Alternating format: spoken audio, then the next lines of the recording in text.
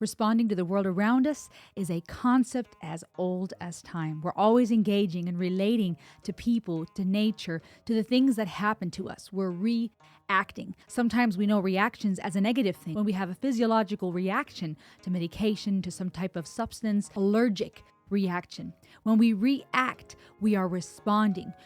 Often implies reliving something. So why are reaction videos so fascinating to people? They have been going viral, millions of views, various reactors. People want to know, why is this so fascinating? I want to take you on a special journey today, a conversation about the psychology of reaction videos. I bring to you special guests, exclusive interviews with content creators, people that represent the music industry, artists themselves, exclusive content as we explore the psychology of reaction channels. Here we go.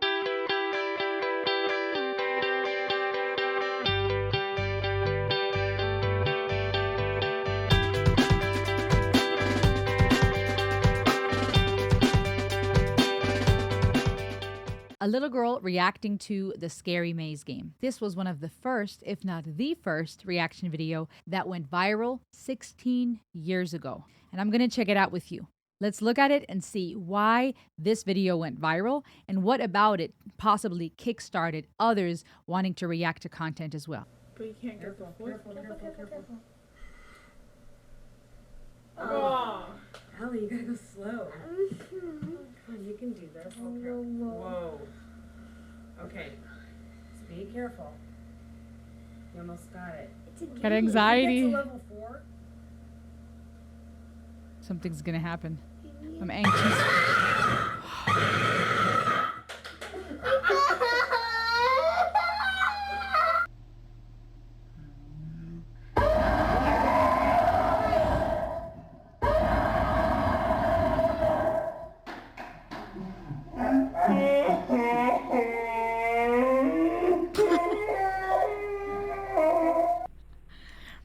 Oh my gosh, this is not right.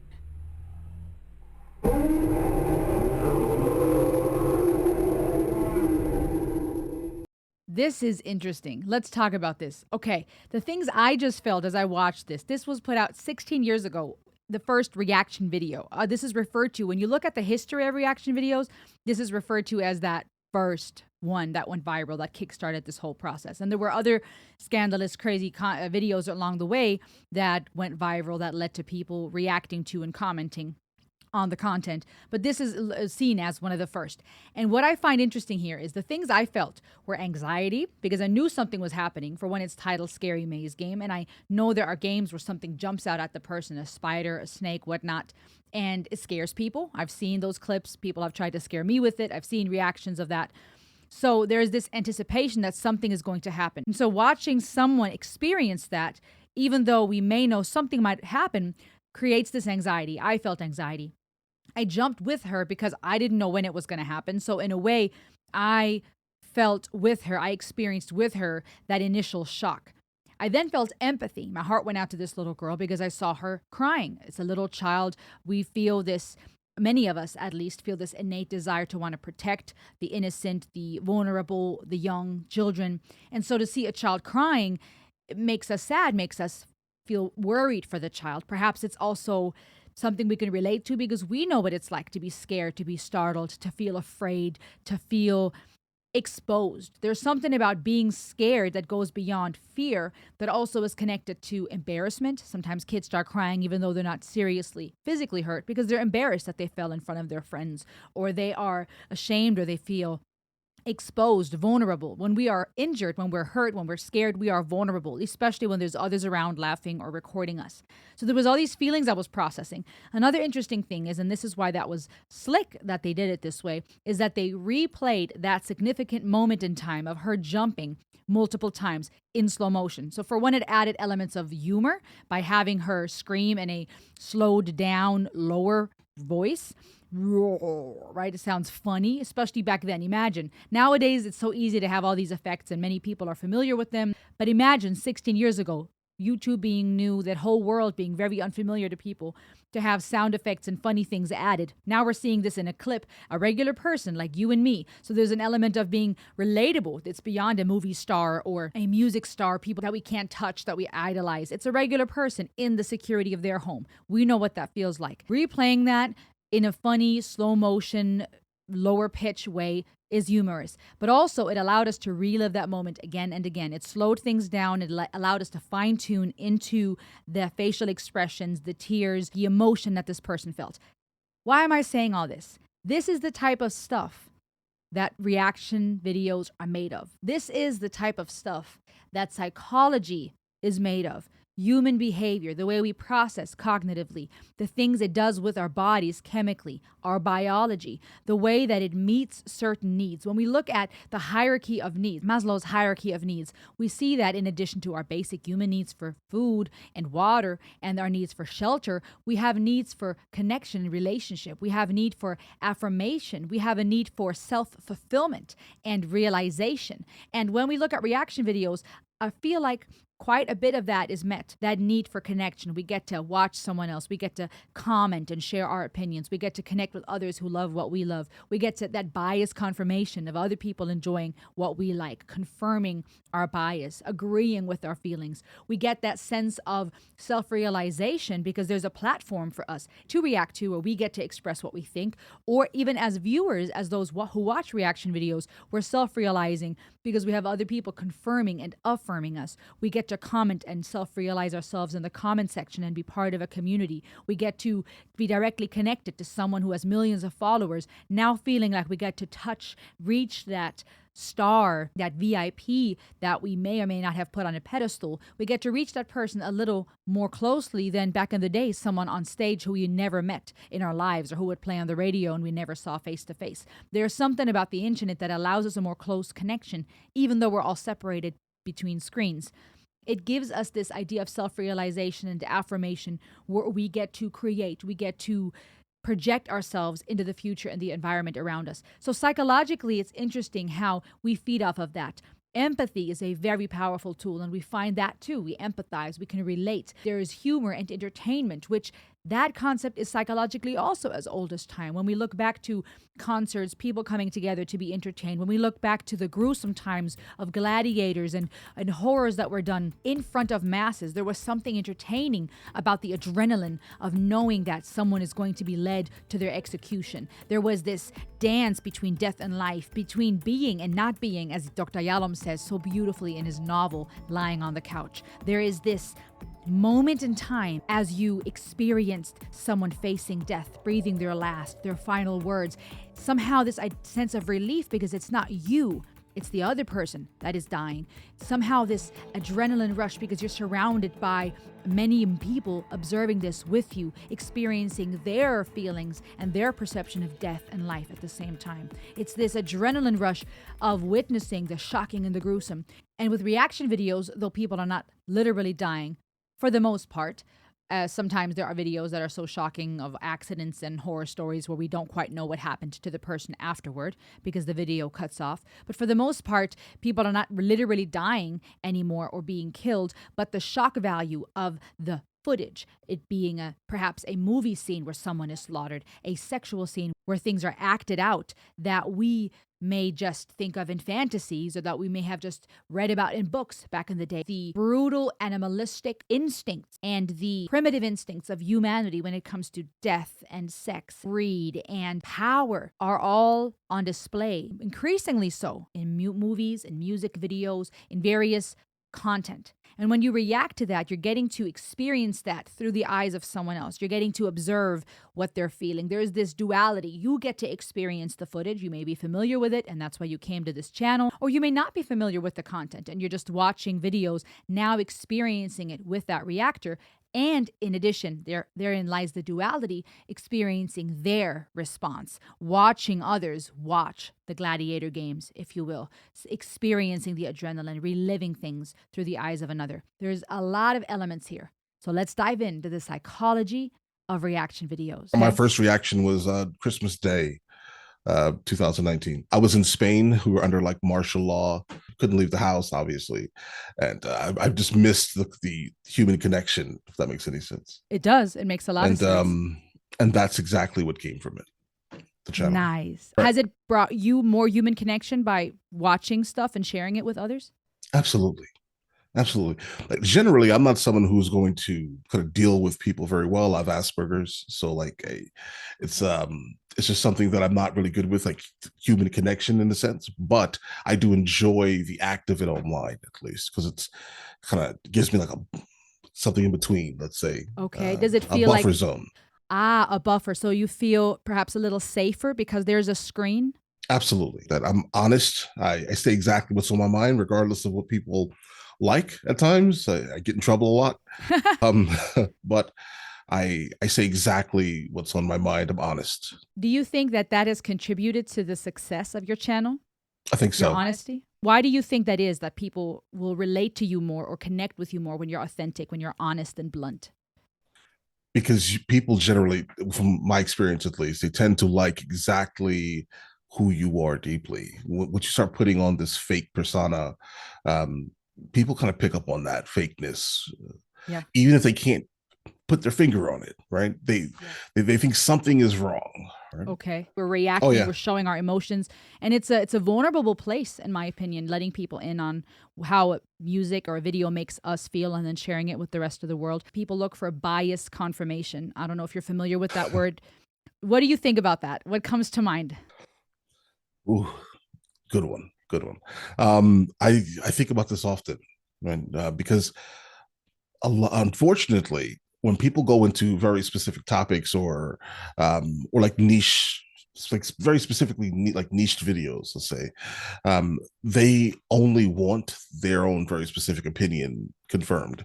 They don't really want to have a different opinion added to theirs. They just want to know that what they think is absolutely correct. And if it's not that, then they're going to go crazy in the comments. And that's a thing that happens pretty often. And because I'm not someone who is around a lot of people on a daily basis, I form my own opinions. I don't form my opinions through the news and things like that. I form my opinions through historical references a lot of the times. That's wise. And so I hear what you're saying, but it's wrong, type of thing. Right. Why do you think people are so reactive in the comment section? People enjoy their own echo chambers and they have a hard time escaping their echo chambers because, again, everyone around them has the same exact overall opinion as them. That's a toxic place to be. And if they encounter someone that has an overall different, say, mindset, they're not going to really enjoy that. Because they're the others. They're not really the others. They just have a different opinion. That's okay. Do you also do photography? Why do you think people enjoy photography so much? Not just the act of doing photography, being a photographer, but wanting to be photographed or photograph a moment. I can say why I very specifically like enjoy it. My mother's an artist.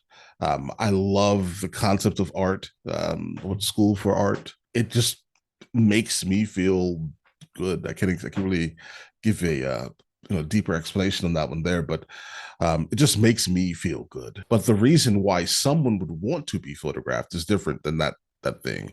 I think there's a lot of vanity in it. I've been a photographer for over 2 decades, and I photographed a lot of models in a lot of countries, and it honestly is just vanity. Perhaps a desire to capture the moment and to hold on to something, right, in the face of our mortality and the fact that everything just keeps going. And so since that's how you perceive photography, vanity, as well as just a sense of happiness, capturing right, for me personally. For you personally, how do you think that ties in with reaction videos? Since reaction videos, well, not photography, they're videos, but they're still capturing a moment, right? A song, right, people doing something wild and shock value worthy. Do you see a potential connection? I guess it's they're both probably some type of voyeurism, I'm guessing. Can you elaborate on that? What do you mean? Yeah, like photography, you're just capturing the moment, obviously, but you're also watching the moment. There are some photographers who like the concept of people watching, that fall into the realm of probably reactions pretty easily. Good point. So like when I travel to, let's say, any country that has a lot of people walking, my favorite thing in the world is just to watch people's expressions as they experience these monuments or these UNESCO World Heritage sites. It's such a amazing thing for them to watch them experience it for the first time. And I think that's probably what the connection between that and that is, for me at least. That's a really good point, because if I'm understanding you correctly, you're saying in photography and in traveling the world to capture moments, you're observing another person and you're Yeah. capturing their moment with Yeah. the thing or the person or their Right. clothing, whatever they're experiencing. But you're experiencing, you're also reacting to their reaction. Reaction videos do sort of the same thing. We're watching Exactly. someone watch something, we're re-experiencing it in a way. Yeah, for the most part, you are in fact re-experiencing the thing that you've already experienced, but you're watching it through the another person's eyes. That's it. What value has doing reaction videos brought to you personally? I think it made me better, honestly. For the majority of my existence, I've only listened to music that was either sung in Spanish or um, Frank Sinatra or Biggie Smalls. Growing up in New York, Dominican household, that's kind of what that Awesome. is. Now I listen to country, I listen to metal, I listen to all these other genres of music and these other art forms that I would have honestly never encountered in my life. I couldn't imagine growing up in New York in the 90s saying I listened to, I don't know, the Metallica. Yeah. Impossible. I think Yeah. that's not possible. But it's So- awesome. So your channel has brought you to that, though. Now you have yeah, explored more, widened your horizon, if you will, right? Absolutely. What is one of the kindest things that you've ever been told? I know they say horrible things in the comment section at times, plenty of trolls. What is one of the kindest things that someone has said to you in the comments that has resonated with you? Sure. There have been multiple people that have so that have helped them kind of out of like dark places in their life. I've re-exhilarated people's love for education occasionally That's also. amazing. So these type of things are extremely meaningful to me because it's like if I can help anyone grow mentally, that'd be the best. And specifically, go get some more education or to go travel the world. I love it. So you're bringing value. It brings value to you, but you're bringing value to other people. That's Some incredible. people. Some Again, people, a of lot of course. trolls. Yeah, plenty of trolls. Yeah. What do you feel has been one of your most successful videos and why? Let's define success, though. Great question. Success in the sense of either a lot of positive feedback or a lot of views, I suppose. A lot of views or a high click-through rate, as in many people watching a lot of the video. I would say, unfortunately, some of my favorite videos have the least views, and I think that's normal. Okay. Why? May I think ask? that's normal. Because what you find good occasionally may not be good to the masses. So you have to kind of be who you are internally, but just understand that you're going to kind of not win all the time, specifically Right. with things that you really love. I mean, unfortunately, they don't do very well all the time. But some of my favorite videos have the least amount of views. Like no Wow. one has seen them. Like we're videos that we can actually kind of open up, talk about things in history, and these videos have like no views on it. But That's the ones that interesting. are irrelevant have the most views. Would you say relevant in the sense of trending, like shock? They can literally just have give no value to the people. There's Really? nothing enriching about the video itself. It's not making you a better person. Huh. It's just a story about some nonsense. It may make you feel good for the moment, but there's No growth. nothing in it that Mm. there's no growth from it. Like no Um, substance, I suppose. Yeah, but those videos work the best. Like so, just keep Do that you in mind there. do you think that is connected to it being a eye-catching thumbnail and a catchy title, or do you think it's just that people lack substance and just want to watch what's shocking and trending? Where do you think this comes from? I know the YouTube algorithm plays a role, of course, right? The Right. more people click it, now YouTube pushes it to more people. People generally do not want to think or encounter things that challenge their biases. And I'm not trying to be disrespectful here, but this is what I No, would real call talk. Give me real talk. the Mr. Beastification of YouTube and society. Like nothing's wrong with this content, obviously, but if you ever watch it, There's nothing to think about. It's great. It's an extremely entertaining watch. There's literally nothing to think about. There's nothing to confuse you about. It's just meant to grab the most amount of people from all age ranges as humanly possible and give them something to watch and click ads on. That's really what it is. And I call it the Mr. Beastification of YouTube. What do you think we can do, you and I, any content creator, or even people watching this who want to create in any way to still grow and still bring substance? I do think that as long as you stay and remain exactly who you are, do not fake it for anyone. That was my mistake when I started my channel. I was just trying to do what people liked. That's why all those videos are private. Has nothing to do with me. Get rid of that. Wow. Right. Wow. Just be exactly who you are at all times. If they like you, they'll like you. If they don't, that's fine. You'll get a small group of people that likes hanging out with you. What's better than that? I actually was excited when you reached out because I've always gravitated to a lot of your reactions because you seem very, you're very transparent, and the emotions you let, when it's time to let the emotions flow, it's just so, you're so open and vulnerable that I'm just like, wow, you know, and I can even learn something from that because me personally, I've always had trouble being vulnerable because of the era I came from. My channel started, I've been a hip hop artist. I've realized that I have to start telling my story or it will never get told. So I say these things in complete humility. There's a moment in time, I am somewhat a staple in Colorado hip hop and maybe even in the region. I've started out as a rapper. I recorded one of my first albums in a group in 1999. And I've been rapping since then. I was in this really big rap battle in 2003 called Scribble Jam, where I battled people like Juice and MC Rhymefest. I ended up getting second place. And when I came home, my career ignited and I released my first solo record. And I think my first music video, I believe it's a Keep On Moving, probably was put on YouTube around 2006 or 2007. And from then, all I did was music videos. I did a little bit of vlogging. I did a little bit of storytelling on my channel, but typically it was music videos until probably the last 2 years is kind of when I started getting into the reaction space. Me and my buddy Don wanted to start a podcast. And we were talking like culture war issues or trending topics, but every now and then we do a little, we didn't know it was a reaction. We just do some commentary on like Harry Mack, or what we thought about Andrew Tate or Wu-Tang. And we noticed something. People were like, yo, you know, the numbers. Yeah. And so we're like, huh. And then one day it clicked. I was like, oh, the people like reactions. I looked at it like a show instead of just a reaction channel or anything like that. I treated it like a podcast. So I started, once I started understanding what reactions was, I started watching other reaction channels, and I wanted to create like something like that's a hybrid. That's just a little different. That's kind of just where I went. But yeah, I react to things typically that I've never seen, and then I put people in front of stuff that I might have seen that they've never seen. That's really what's really fun. But also recently I've been going back and doing what I call classic reactions. Like I'll do still DRE and be like, this is what it meant to me. The first time I saw this was on MTV when I was, 19.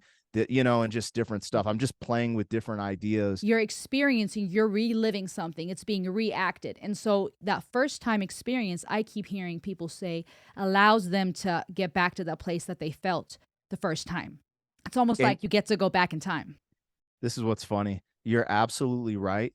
And that's one of the reasons I bring on guests, because what happens is in my first time reactions, see, I won't even know anything. Some people get mad, like, you should have did your homework, but it just makes the reaction funner.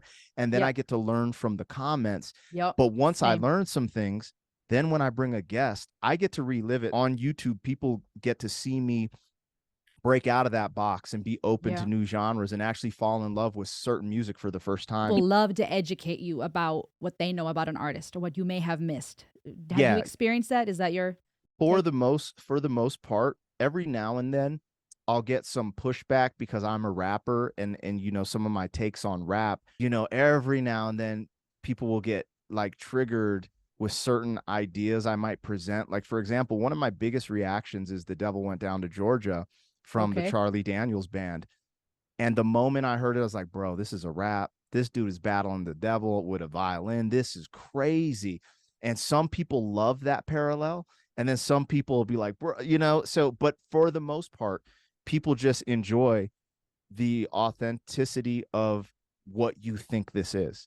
Yeah. Because they thought it was, they're like, oh, I never saw it that way. This is just what I grew up listening to. But there's every now and then where I'm like, I go off the rails. I'm like, what this was just to me. And then people get a little funky. Oh, they do. Why do you think that is? Why do you think that triggers them? Well, I think reactions, people want to relive their experience through you. So if you don't have the same experience as them, they might get a little, you know, I noticed mature people be like, oh, damn, bro, I was hoping you were going to like this. This is my favorite song of all time, blah, blah, blah.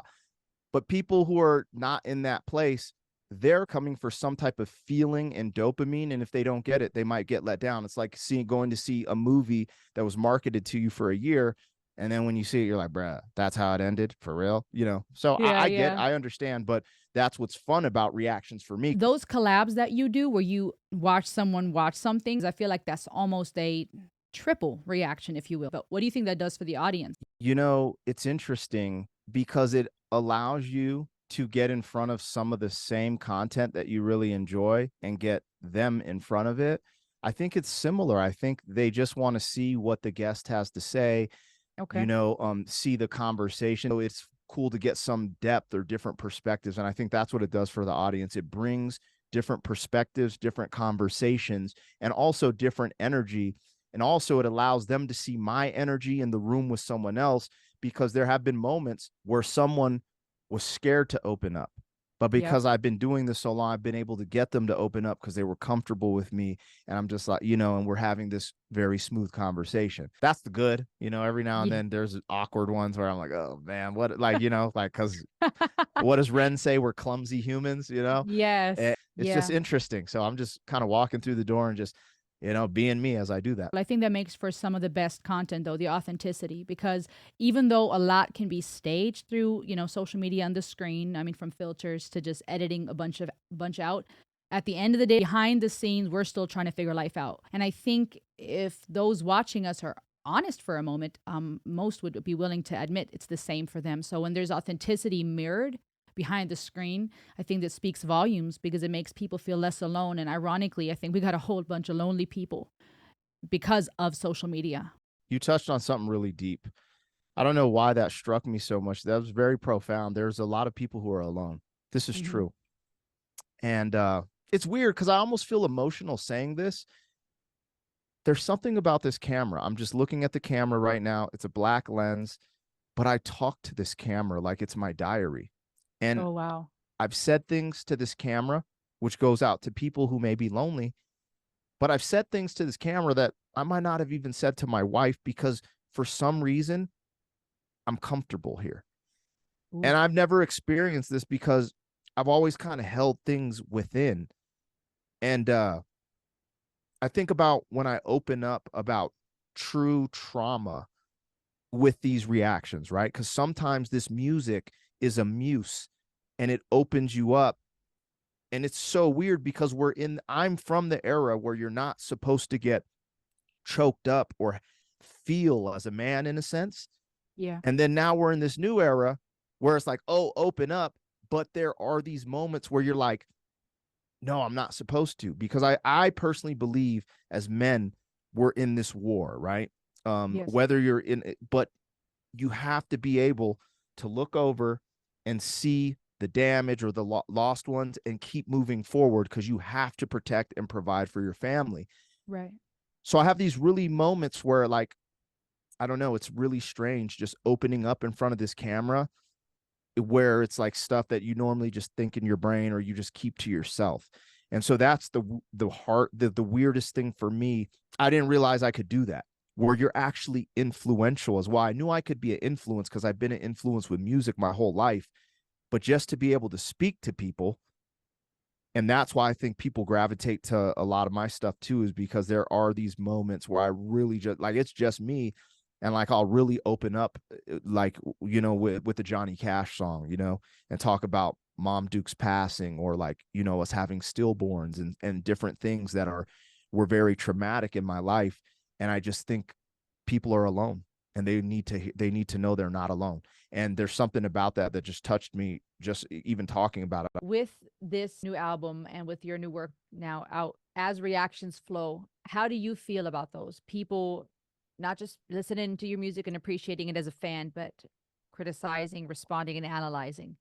I think just before I get deep into it, I think reaction videos for just artists in general are huge. I think this new, reaction videos, I didn't really get hip to them until just a little bit ago, like Okay. maybe a year or two ago. Okay. And one is they're so entertaining. I love them. So first off, thank you for reacting to my video. That means a lot to me. And anybody that chooses to take time out of their day to give my song a listen, let alone record their reaction, means a lot to me. I admire reactors, and I think you guys have so much talent in your own way to be able to dissect and try to get in the mindset of these artists. I think is amazing. I love that. So I'm a nerd with it now. Now I'm on all the reaction videos. Now I'm watching them all, and it's funny. It's just so fun. But Yeah.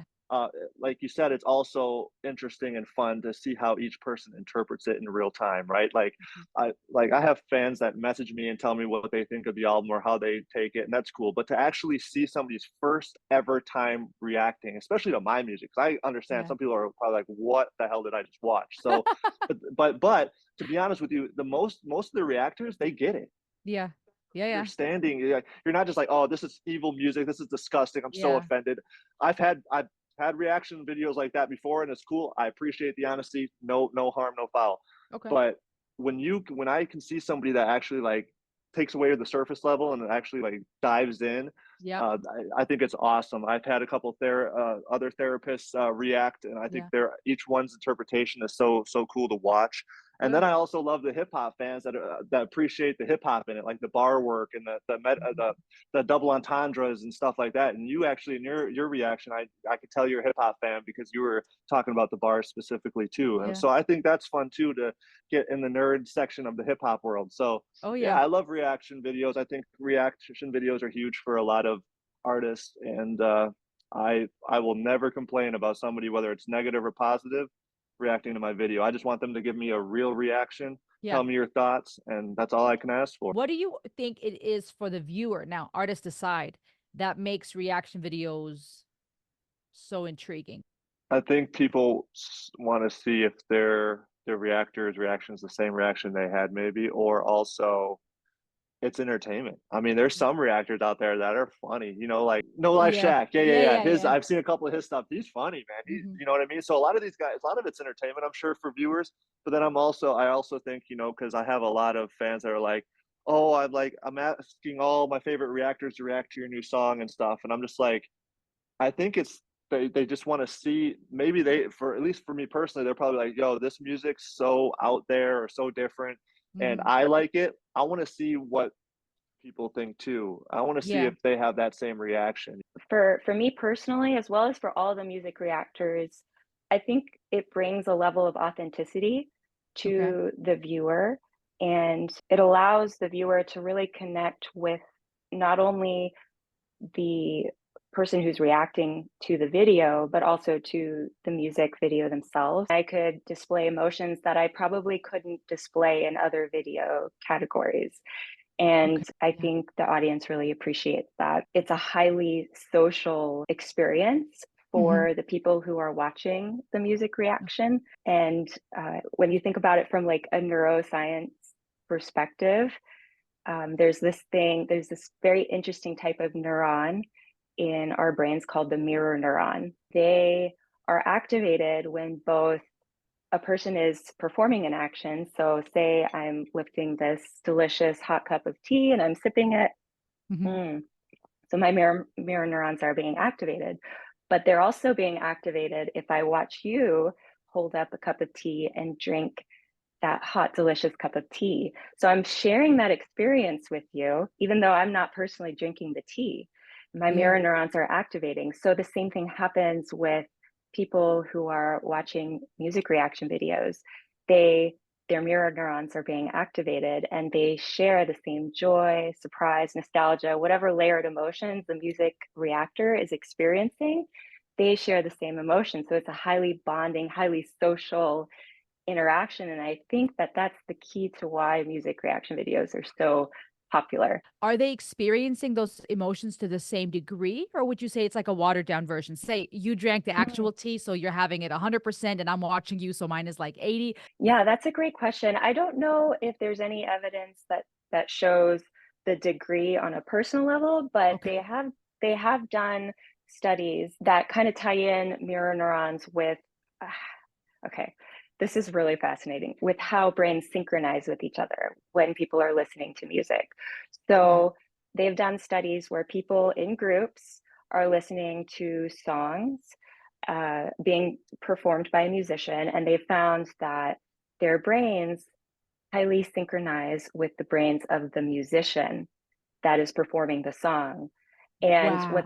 what they found was that the more they enjoyed the song, the stronger the synchronization. So I think what we could take away from that is that the more you actually enjoy the song, the more it resonates with you, and probably the more activated your mirror neurons are. So yeah, it's fascinating when people are listening to music that deeply resonates with them, and they're in a group setting, and their brains are synchronizing with each other and with the musician.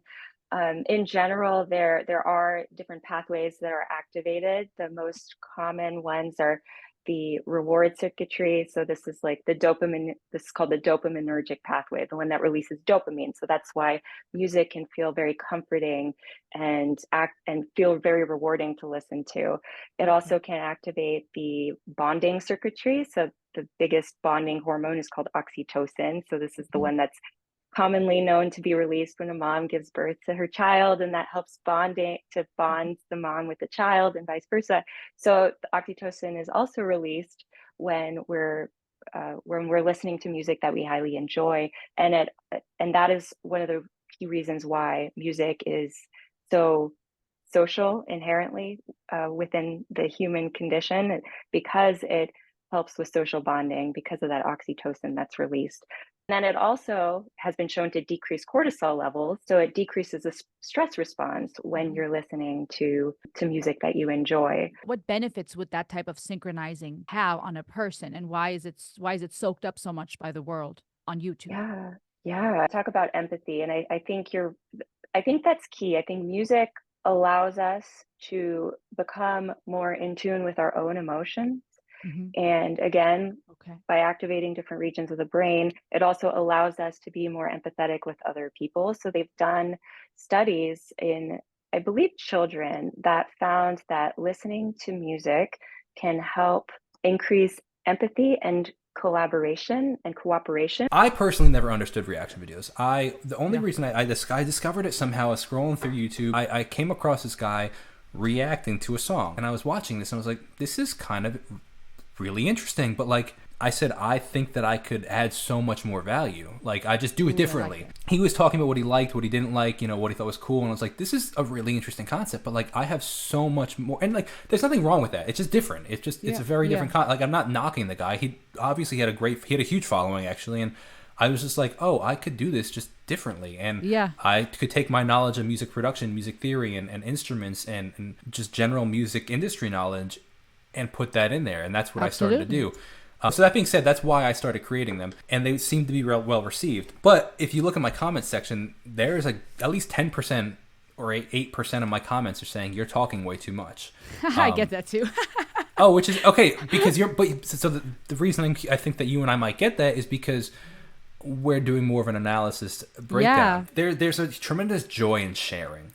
Yes. So what do you do when you get a promotion at work or something really great happens in your day? You want to tell somebody. You call your spouse, or you call a friend, you call your mom, and you say, oh my gosh, look what just happened to me. Like, this is really, really cool. When you find something really cool, like an amazing video or a really cool song, well, what do you want to do? You want to share it. Yeah. And I think that sharing aspect is one of the main reasons that people like reaction videos, because when somebody recommends, hey, check out this new song to you on your channel, and you check it out, they get this satisfaction. The second aspect I think people really enjoy is because then they get to experience that vicarious joy of you experiencing it for the first time. Because I hear a song and I might love it, but I'll never ever ever have the joy of experiencing for the first time again. If you look back in all of history, entertainment has always been a group entertainment. It's always group activity. And it really wasn't until like the radio and then the television and then, you know, everything subset of that is that it became less and less group-centered and more solo-centered. And now it's the phones where it's just one person watching. But I'm curious if that's why, to some degree, reaction videos are so well received, because it is this, whether it be real or not real, level of community, which we all crave inside of this entertainment. Yes. I mean, there still is a sense of community. Like, I still feel connected to certain people, like through my community. I don't necessarily know them as well as they might know me because of what I've shared online, because I don't have a relationship. Like, it's a very one-sided relationship. Yes. But there is definitely a sense of community. It's just different. Agreed. It's a different size. I don't even know if I would say it's worse. It's just different. We've always had these big revolutions, whether it be the Industrial Revolution or whether it be the Neolithic Revolution, whatever the case is.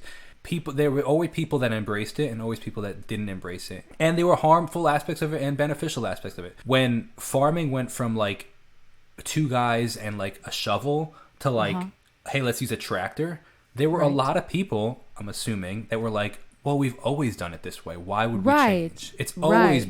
For all eternity, it's always been this way. Why now change? Then when the internet came out, people say, oh, it's just a fad. Like, oh, the tractor's just a fad. So it didn't necessarily get rid of all these jobs. It just shifted these jobs from here and created new jobs over here. Personally, I think that AI and technology and social media, they all get that bad rap of, oh, it's doing all these bad things over here. But it's also, I think, creating all these things over here and shifting jobs or shifting opportunities. Like, you and I would have never met in any other world.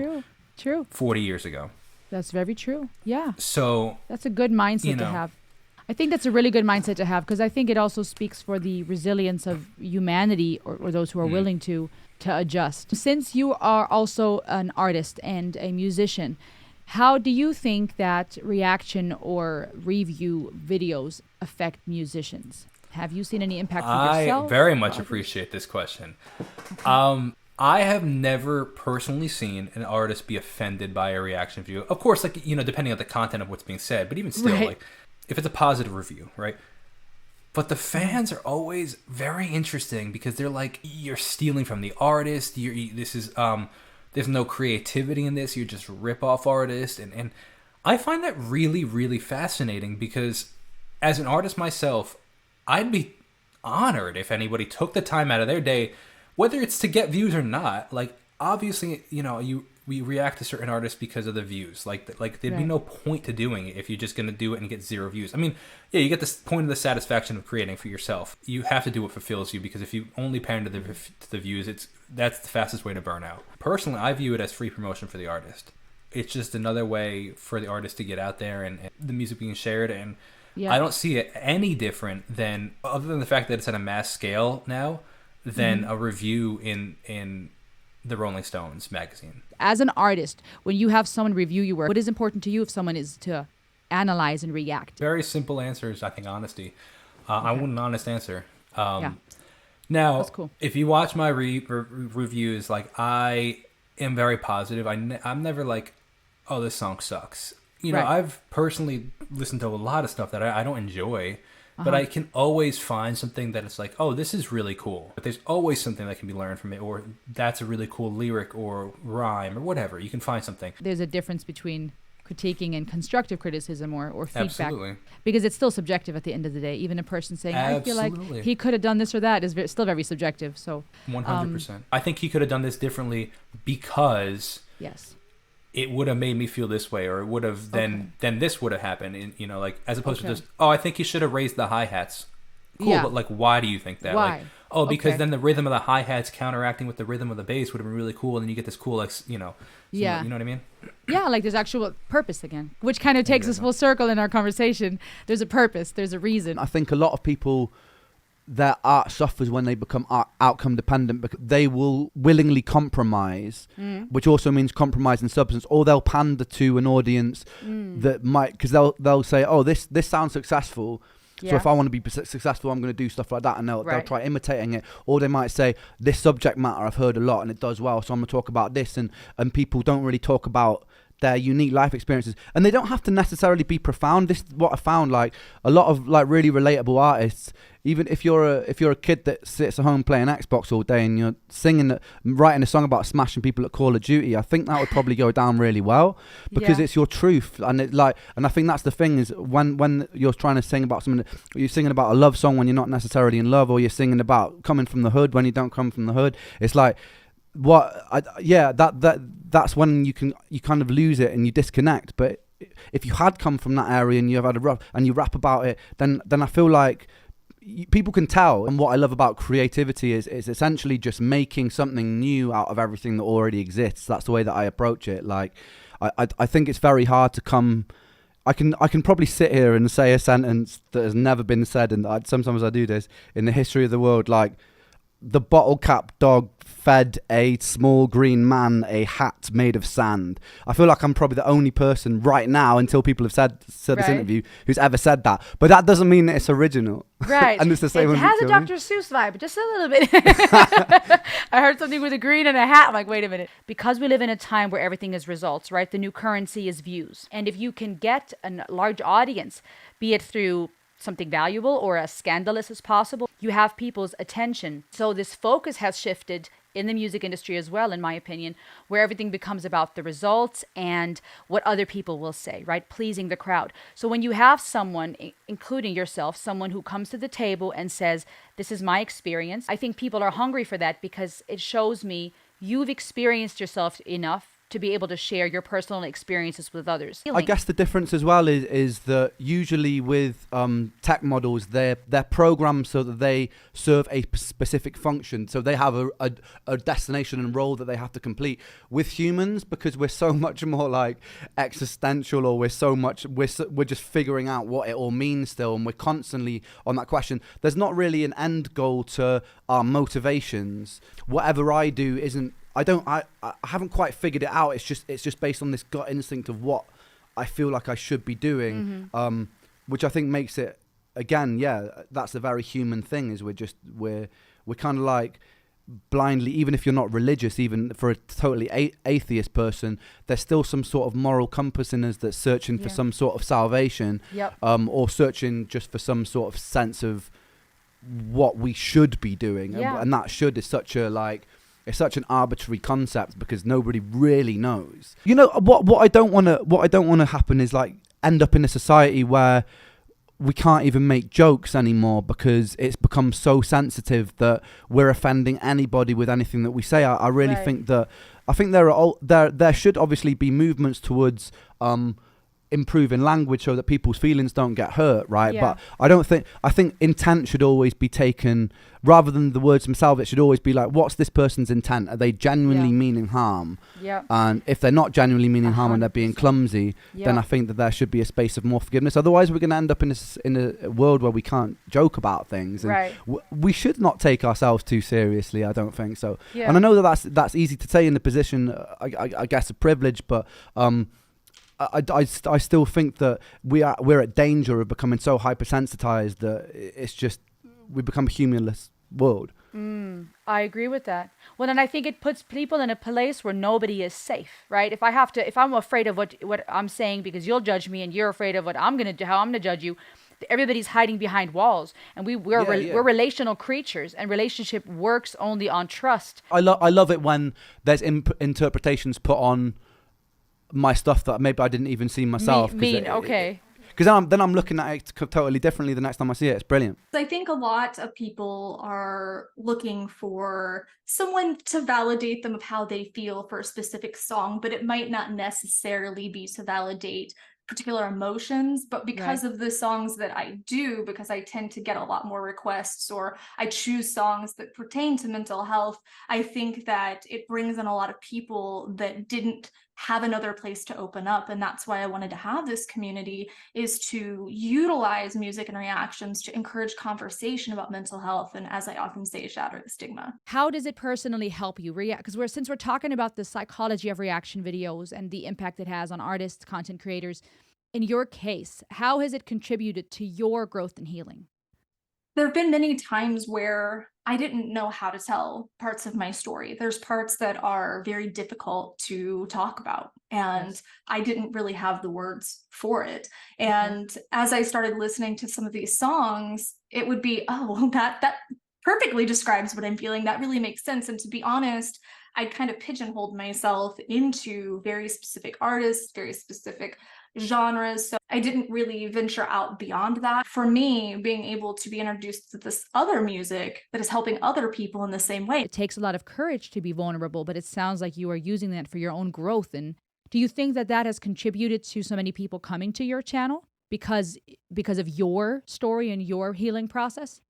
Well, I think that's why people get into reactions in the first place. I think that's part of why people get into reactions. One is because they just want to see people get excited about something they get excited about. But I think they're also, as I said before, in some cases looking to be validated. And aside from us and a couple other channels, there's not a lot of creators that offer that offer the community, that offer the conversation as it pertains to these things. And I like how you're talking about the holistic approach, because we forget that our brain is part of our body. So whatever we're putting into our body, doing to our body, that's affecting us. Like you were talking about nutrition. Okay, well, what you're eating, if you're eating processed foods, that's sending signals up through your vagus nerve into your brain saying, hey, something's wrong.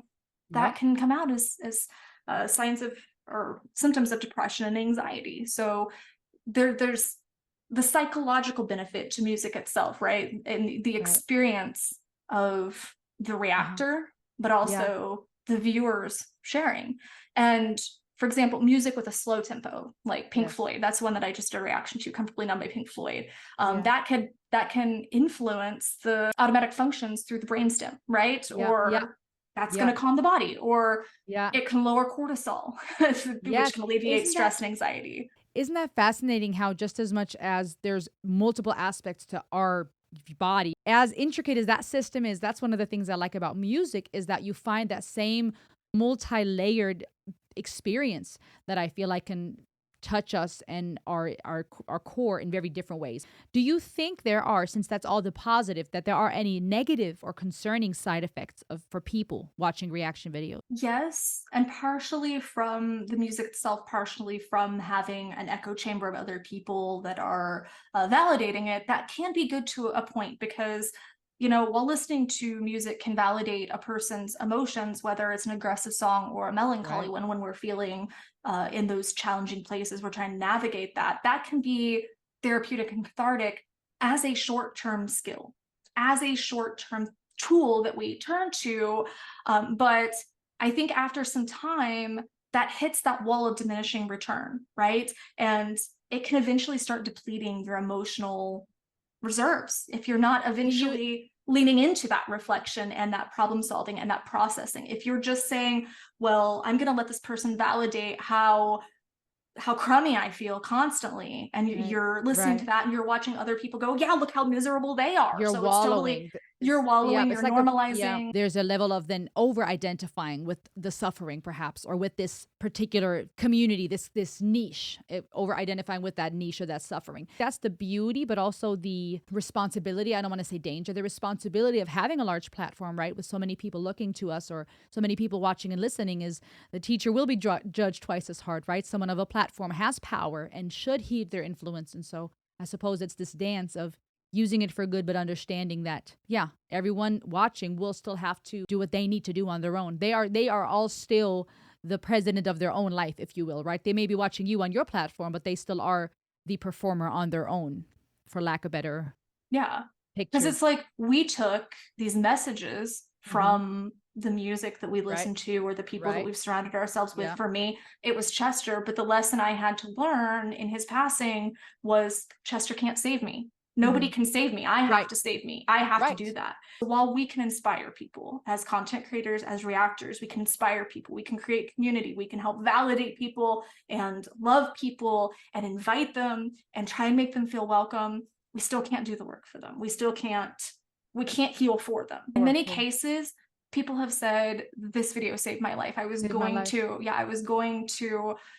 to end my life tonight, and watching your reaction to this, watching you talk about it, hearing you open up, saved my life. And I just did not see that coming. I still cry frequently when I get messages like that. Yes, you bring substance, and that's a beautiful example of that ripple effect, is that you chose life and you're encouraging others to do the same, because there's so much more than the suffering. There's more than the pain. My bigger priority is making sure that all of the people feel loved and feel supported. The basis of reaction channels is that personalities that people find interesting, whether that's you or any other reaction channel, and they all have very different perspectives, whether that's mental health or the reactor is an artist, and so they're reacting based on their experience in the music space.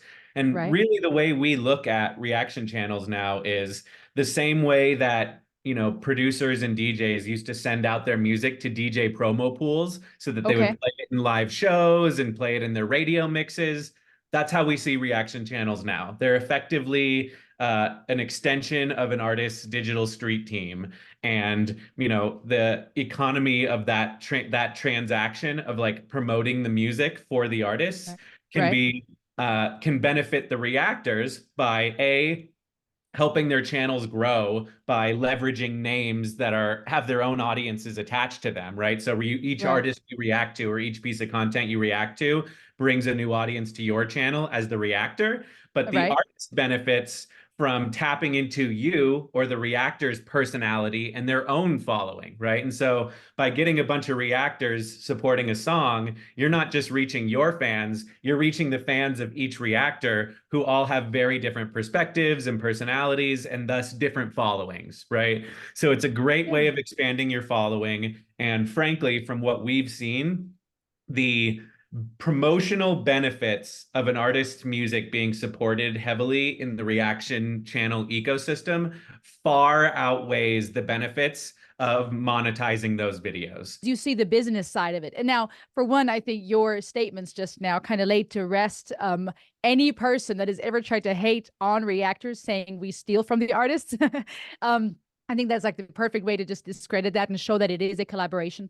But also, tell me a bit about what led you in the field you are in to want to include reactions. I see the benefits, but at what point did you go, wait a minute, this is actually helpful marketing? Yeah, I mean, just to give you a little bit of my background, I ran a website called edm.com from 2012 through 2019. And I think in the process of doing that, I launched a record label and a publishing company. So we had a constant flow of music that we had to support. And at the time, influencer marketing was largely getting big meme channels on Instagram to include your music in their meme videos, right? Which it was effective. It got the music in front of a lot of people that was a different audience. Like maybe we paid, sports clips, X amount of money to have one of our songs in one of their like trick shot videos. There is value there because we're tapping into a sports audience and a very different demographic and exposing them to the music. But frankly, that was a pretty primitive form of influencer marketing because most of those people don't care about the music or aren't listening for the music. They're there for the trick shots. And a lot of people just leave it on mute, right? So I've had a lot of experience with influencer marketing over the years, but really what I identified as the most effective is reaction videos and reaction content, because the video is actually about the song and the content that's promoting the song is about the song as opposed to some trick shot video.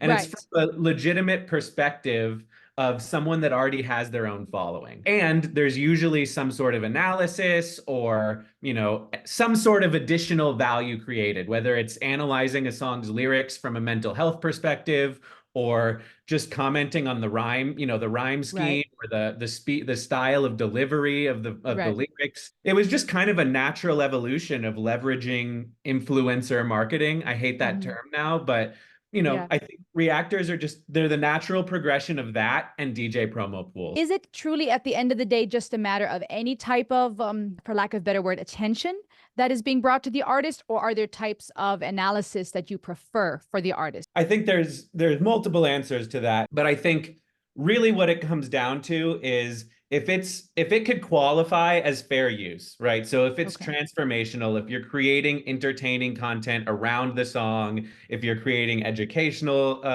content around the song, as long as the focus of the video is providing some sort of added value or analysis, we don't really care. Okay. We think that they're all valuable. We Okay. don't love just straight re-uploads of the song with no added value, or if you're just playing the song and your video is 5 minutes long, the song is 4 minutes, you play the whole video and then you say like, yo, that was cool, I like that song, check out my channel for more great songs from this artist. If it's Right. clearly just like exploitative to grow the channel and they're still fighting monetization as if they were a reactor, that kind of sucks. Also incentivizes the reactors to support my artists more because they see that they're getting a good return on their time investment. Right? Absolutely, absolutely. It builds this, though I'm grateful I had the honor to even interview Ren myself. It creates a sort of type of community and, dare I say, relationship between the artist and reactor, between the company and you guys. I mean, you know, it creates this feeling of, oh, I care about this artist already, right? Given this was amazing. I loved this song. There's a connection now to the music and to the work and the lyrics. But now it goes beyond that, at least from a reactor's perspective, of wow, this company, this artist cares about what I'm doing. This is a mutual creative process. Psychologically, how do you think, from your experience, it impacts an artist to be analyzed and reacted to? What do you think that does? One. Yeah, for sure. I mean, I think it's a really interesting question with no easy answer because, again, it's super artist dependent, right? Right. Some artists are super, they're very, emotional and they take any negative criticism very hard. I think, kind of a manager's job is to train, help their artist learn to understand that reading YouTube comments or caring too much about feedback is the death of any creative project. There's going to be haters for everything. They're always louder than the fans. If you allow that to get to you, you probably shouldn't be pursuing a creative, field, because that's a tough battle if you can't handle criticism. But I would say it varies. Some artists take it really hard. Some don't care at all. Some kind of realize that hate tends to be louder than love. And so they thrive on negative feedback. I'm even thinking of things like, hearing a song on the radio. You may text your closest friend, hey, look up this artist, but there's no way to send it to millions or hundreds or thousands of people at the same time, who will then in turn send it to their 10 friends because it's a click of a button or a link and and I think the accessible. fact that your form of content is similar in a consumption habits to the music really helps as well. And what I mean by that is a lot of the big influencer marketing, platform or channels, whatever you want to, profiles on Instagram were attractive women or male models that are traveling the world, or, it's largely based on just aesthetics. And they don't necessarily, a beautiful Instagram model doesn't necessarily have a lot of influence over her audience. It's a bunch of people that like to look at her pictures. Potentially, I'm generalizing, right? No, that's a good point. I see what you're saying. When your content is primarily static visuals and you're trying to promote audio or longer form content, there's not necessarily an audience or a brand fit, right? Whereas your audience is literally there to hear your opinions on music. I see what you're saying. And so those people are so much more likely to then go and listen to music than someone that's just there to look at someone that's attractive and suddenly they're trying to push music on them, right? It's not the right type of conversion. What do you think it is in a human being that we not only want to listen to the music any longer or watch the music video, but we want to hear people talk about it and react to it? Yeah, I think there's a couple elements to it, and it's probably which one is playing the largest role probably differs from person to person. But I think that, number one is that people like to have their opinions confirmed, right? People like other people agreeing with them because it validates their own opinions. And generally speaking, I know we'll use Ren again because your audience is so familiar and he's such a reaction space success. Yes. But his audience is extreme because his content is so emotional and personal. He goes very deep in exposing himself and being vulnerable, which a lot of artists don't. That's not the point of their music, right? Ren is very much about being vulnerable and being open. And so as a result, his audience tend to be people that identify with a lot of the struggles that Ren has gone through, right? Especially early on, but continuing. He has an autoimmune condition. The amount of fans that I see saying, I have this condition, and you're so inspiring, that like I see thousands of those a day across reaction videos and his videos. And so I think with artists that have that really strong connection with their fans, they want to hear people like you that are respected and have an audience agree with them and reflect the things that they think about Ren, right? Yeah. So that thing of having your opinion confirmed by people you respect or people with an audience, everyone likes that, right? Affirming your own values is something that I think it's hard not to like, as just a basic human psychology. And I think another is that fans or even new people that are using reaction channels to find new music they want background, right? I don't want to say everyone, but I think a common trend is that when you become a fan of an artist, you kind of want to know about their personal life, right? That's People Magazine, right? It demonstrates people's obsession with celebrities and famous people that you really don't know at all, right? But we're reality TV, that reality TV exactly. idea. Reaction channels kind of give you a little bit of a window into that, right? It's almost like reality TV about your artist. And then the last component that I think can't be undervalued is a lot of reaction channels, their views don't come from people that care about the artist they're reacting to. They come from people who have, fallen in love with the personality of the reactor. Right. So they're there because they think it's almost like Rosalie has a podcast that she does once a week or once a month that happens to be about great music. Right. So they're tuning in because it's your podcast, and they're discovering new music because they like your taste. Right. So I think all three of those play a role, and which one is playing the biggest role differs from artist to reactor to fan. I thought there was a space open for somebody who could maybe be entertaining, I hope, and also offer something of substance behind. I mean, there are a lot of singers who love watching reaction videos, a lot of actors who love it, and if I can offer some advice that they can use in their own careers that can help them when they perform, and that's great. That's awesome. And what type of audience do you feel that has drawn people that are looking for that education, a mix? What kind of feedback do you get because of the angle that you present? Right. Well, I mean, I think reaction videos are a unique animal when it comes to if you look at it from an education standpoint, because you have to learn how to segment your audience and realize how many of them are there because they enjoy watching you and what you bring, and how many of them are just there because of the artist you're covering. And their name recognition. So I think if you look at my core audience, which is significantly smaller, I mean, I would say 15 to 20% of my full audience is really interested in my brand and what I have to offer. I get a ton of comments. You get your normal comments. I'm sure you get them too, about people, don't pause so much. Why are you talking so much? Of course. But I have a lot of people who comment often about how much they appreciate the way that I approach the performances, and also honestly, one of the bigger things, even more so than the educational stuff, is I get a lot of comments about people appreciating how open I am about my own personal feelings and how to express them. And how vulnerable I can get in some of my videos. Why are reaction videos so powerful to people? And even more so, what is it in humans that when it comes to our emotions, and if we're acting or pretending as we're going through life, these masks we put on or are able to put on, especially with social media nowadays, right? What comes to mind when you think about acting, the human need, our tendency to pretend? I think that there are certain, I mean, the human animal is a really complex animal. I'm sure, I mean, obviously you know that. Yes. And these masks that we wear come in many shapes and sizes. And I think that sometimes our real face can end up being a mask for our insecurities. Right. And then we forget it's our real face, and we think we're just pretending, and then that grows into a whole bunch of other problems.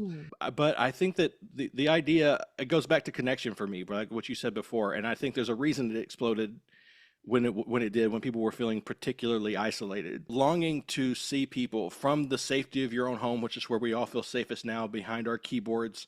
But wanting to feel still that you're not alone, that your feelings, your thoughts are mirrored and echoed in other people around you, that there's a whole community of people out there who share that. I had this whole sort of philosophy around reaction videos that I talk about in a few of mine that talks about sort of the magic of the technology we have, but more so the magic of the art itself, and how, because of where we're at now, an artist, when they get on stage, they're not just performing, they're creating like a moment in a bubble. They're creating a whole world. And then if they're really good, they open that up and they allow us to come inside and spend that time with them and feel those feelings and go through that experience. And because of the technology that we have and this connection we can make, we can share that across decades and miles. And I think that's what people are looking for. I think that's why it's attractive to people, because they can watch and say, oh, look, that surprised him. That surprised me when it happened.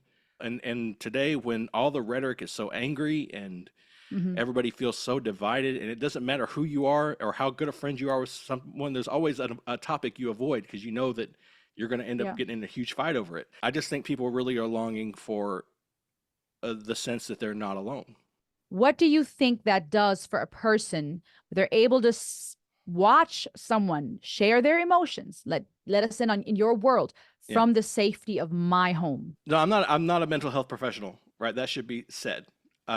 Right. But no need to be from your experience, your heart. Okay. Something came to mind when you were talking. And so I had an aunt who was very, very close to me. She raised me for different times in my childhood. We were very close. And as she got older, she began to develop some ideas that were very hard for us to reconcile together. So we just kind of stopped talking about those things. And then when we stopped talking about those things, we stopped talking about anything serious eventually, because no matter what it was, if it was about anything that related to our mental well-being or whatever, there was always that path to the place we didn't go anymore. And so both of us always knew when that path was there, and we both decided not to take it. And it created this really obvious and conscious rift. And I think that feeds into a lot of what you're saying there. I think that the idea that no matter where we're at, we don't feel safe anymore. A lot of people just don't feel safe in these conversations. They don't feel like they can really open up and be honest, accepted still, and be accepted with the people that they've even been closest with. And I don't mean safety, by the way, behind the keyboard, the way you would talk about like a troll or somebody being hiding behind it in order to no. negative. Speaking emotional safety, right? Like I feel safe like to feel.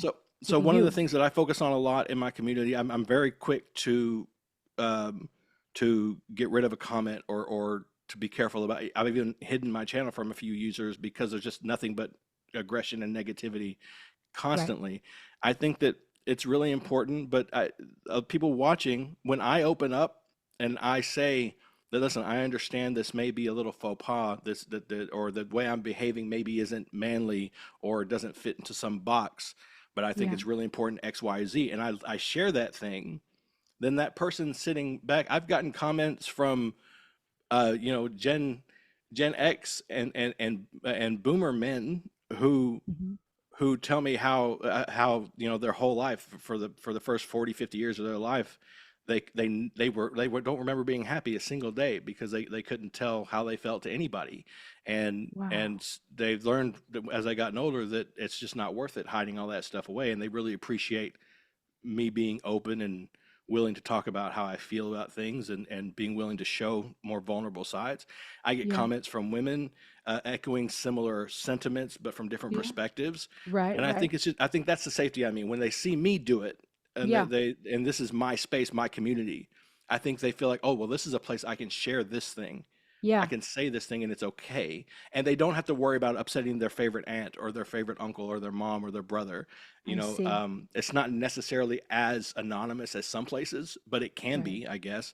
And the chances of those people coming across it are very small, and they just feel like very, again, safe. It just feels like a nice, like a place where you can let those things out, be honest, express yourself freely without worrying about people judging you for it or condemning you for it. Why reaction videos are so incredibly important and popular is hearing from somebody else with a professional background, adding value and perspectives to songs that perhaps you wouldn't have thought of on your own is so incredibly helpful and fun, especially when you can learn things about a song that you just are in love with for the tone of it, but then there was all this extra to it that you never heard before. Being a musician and an engineer, I have a lot of music background where I got my favorite things from reaction videos. Actually, it started when I was bedridden or really going downhill from hidradenitis suppurativa, a medical disorder I have. I had nothing else to do but sit there and watch TV. I could barely move.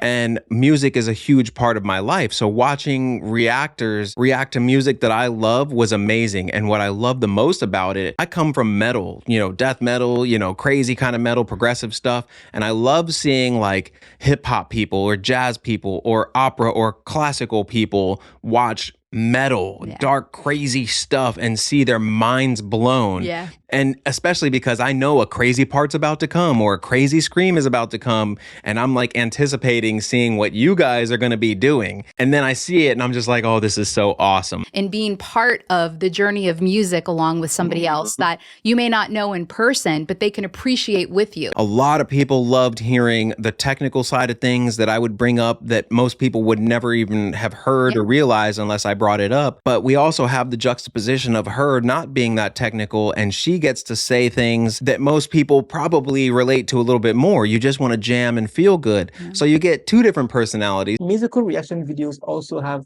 this way of connecting people together. When I say people, I mean people of different cultures and different diversities. Anybody in any part of the world. Songs that have come to mean something to me, my favorite songs, to see the excitement and the joy that they bring to somebody else for the first time almost lets me relive that moment vicariously through them. And it also lets me feel connected to that person. There can be a lot added by folks that are doing some of these reactions. If you look at people that are coming at some of these videos from a very specific mindset, when you have a reactor that you, I guess, trust, for lack of a better word, one that you through time realize like, okay, hey, this person has really good taste. They are into some good stuff that I really like, right?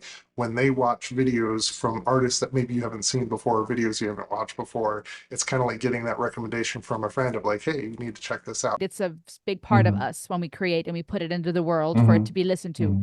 And now it's being looked at, analyzed, scrutinized. How does that affect you as an artist? I love it.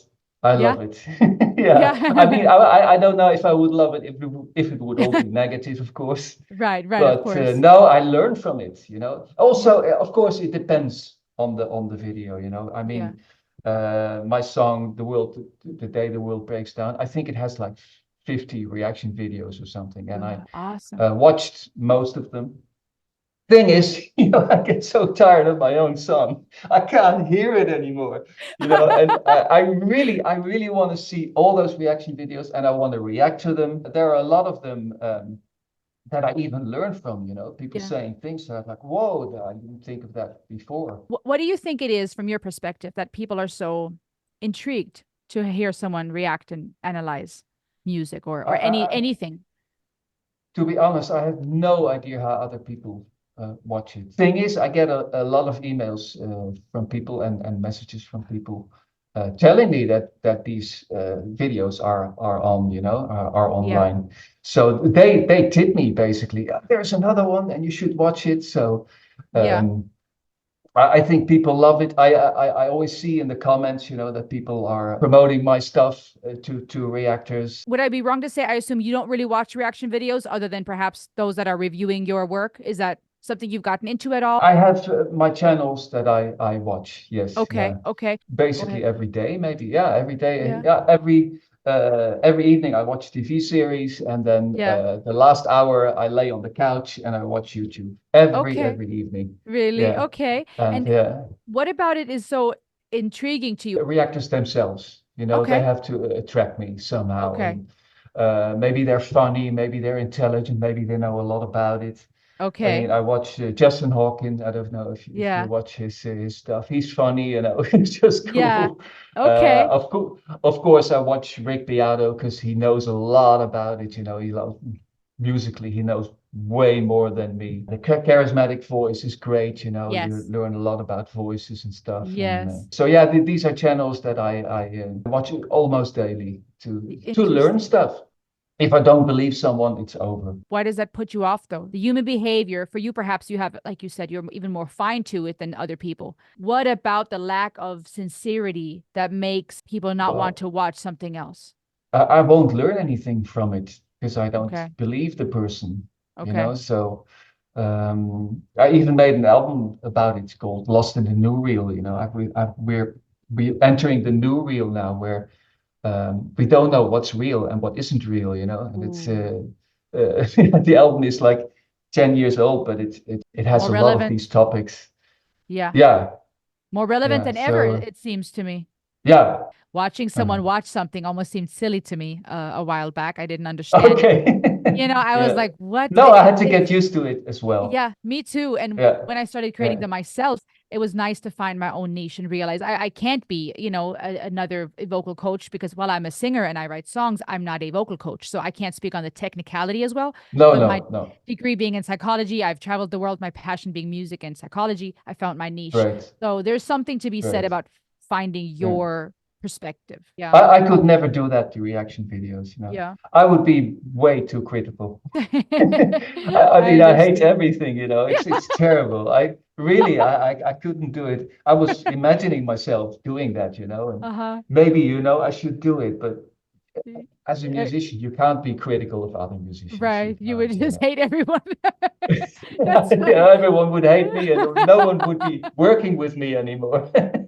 Since we are speaking of the psychology of those reactions, you are touching on a core human need, wouldn't you say? The need for connection, the need for being seen and valued. Oh, People yes. commenting makes people feel a certain way, right? Your music.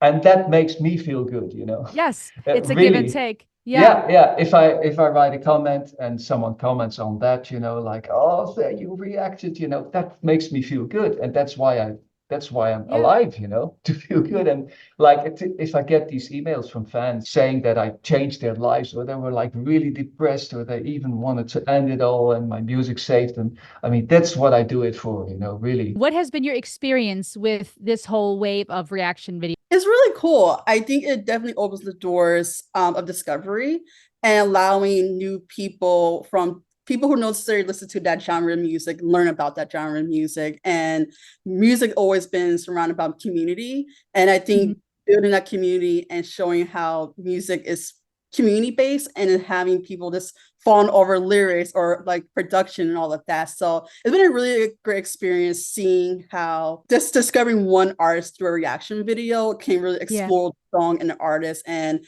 get people familiar with a new genre they've never really been familiar with. Would you say that that is the easier for people to grasp or relate to when it's a regular person taking the lyrics apart, like you said, versus, you know, somebody on stage or someone that feels more far off?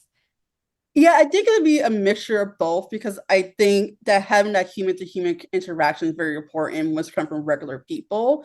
And that's why how influencer marketing, influencers had this huge explosion in late 2010s, because it brings back, even though we love celebrities and having celebrity endorsements, when you bring it down to a human level that kind of necessary is not, especially like the whole YouTube world with like fashion and makeup and all these different things, it just brings a sense of human involved, because I'm closer to this human than I am to this entity. Where do you see reaction videos take the marketing world? Where do you see it headed in addition to what's already happening? I think it's going to head into different avenues. I think it's going to be a huge aspect in marketing and in music as a whole. And I think it's going to go to further lengths now, because I think there's such a community. Ever since COVID, I think we're all a bit isolated now. And I think we want more of community. We want these things. We want to feel like I feel validated. And I think at the end of the day, we want to feel validated as human beings. And even if you look at different influencer marketing in different other spaces, it's going to a point where I'm not the only one who feels this way. Even though I may not like this thing, I'm not the only one who feels that way. So I think since community is coming a bigger thing each and every day, I think it's going to take it to different heights, focusing on community. It's going to be a huge part in fandoms, and how fandoms are going to use these reaction videos to kind of say, hey, look at X, Y, and Z. They did a reaction video to your song. So I know fandoms are loving this, and I know they're going to take this by storm in the next within the next couple years or so. So it's very exciting to see. It's going to be a huge player in fandoms and fan culture. You just find a band that changes your life and makes you think a different way. It gives you a different form of philosophy for life.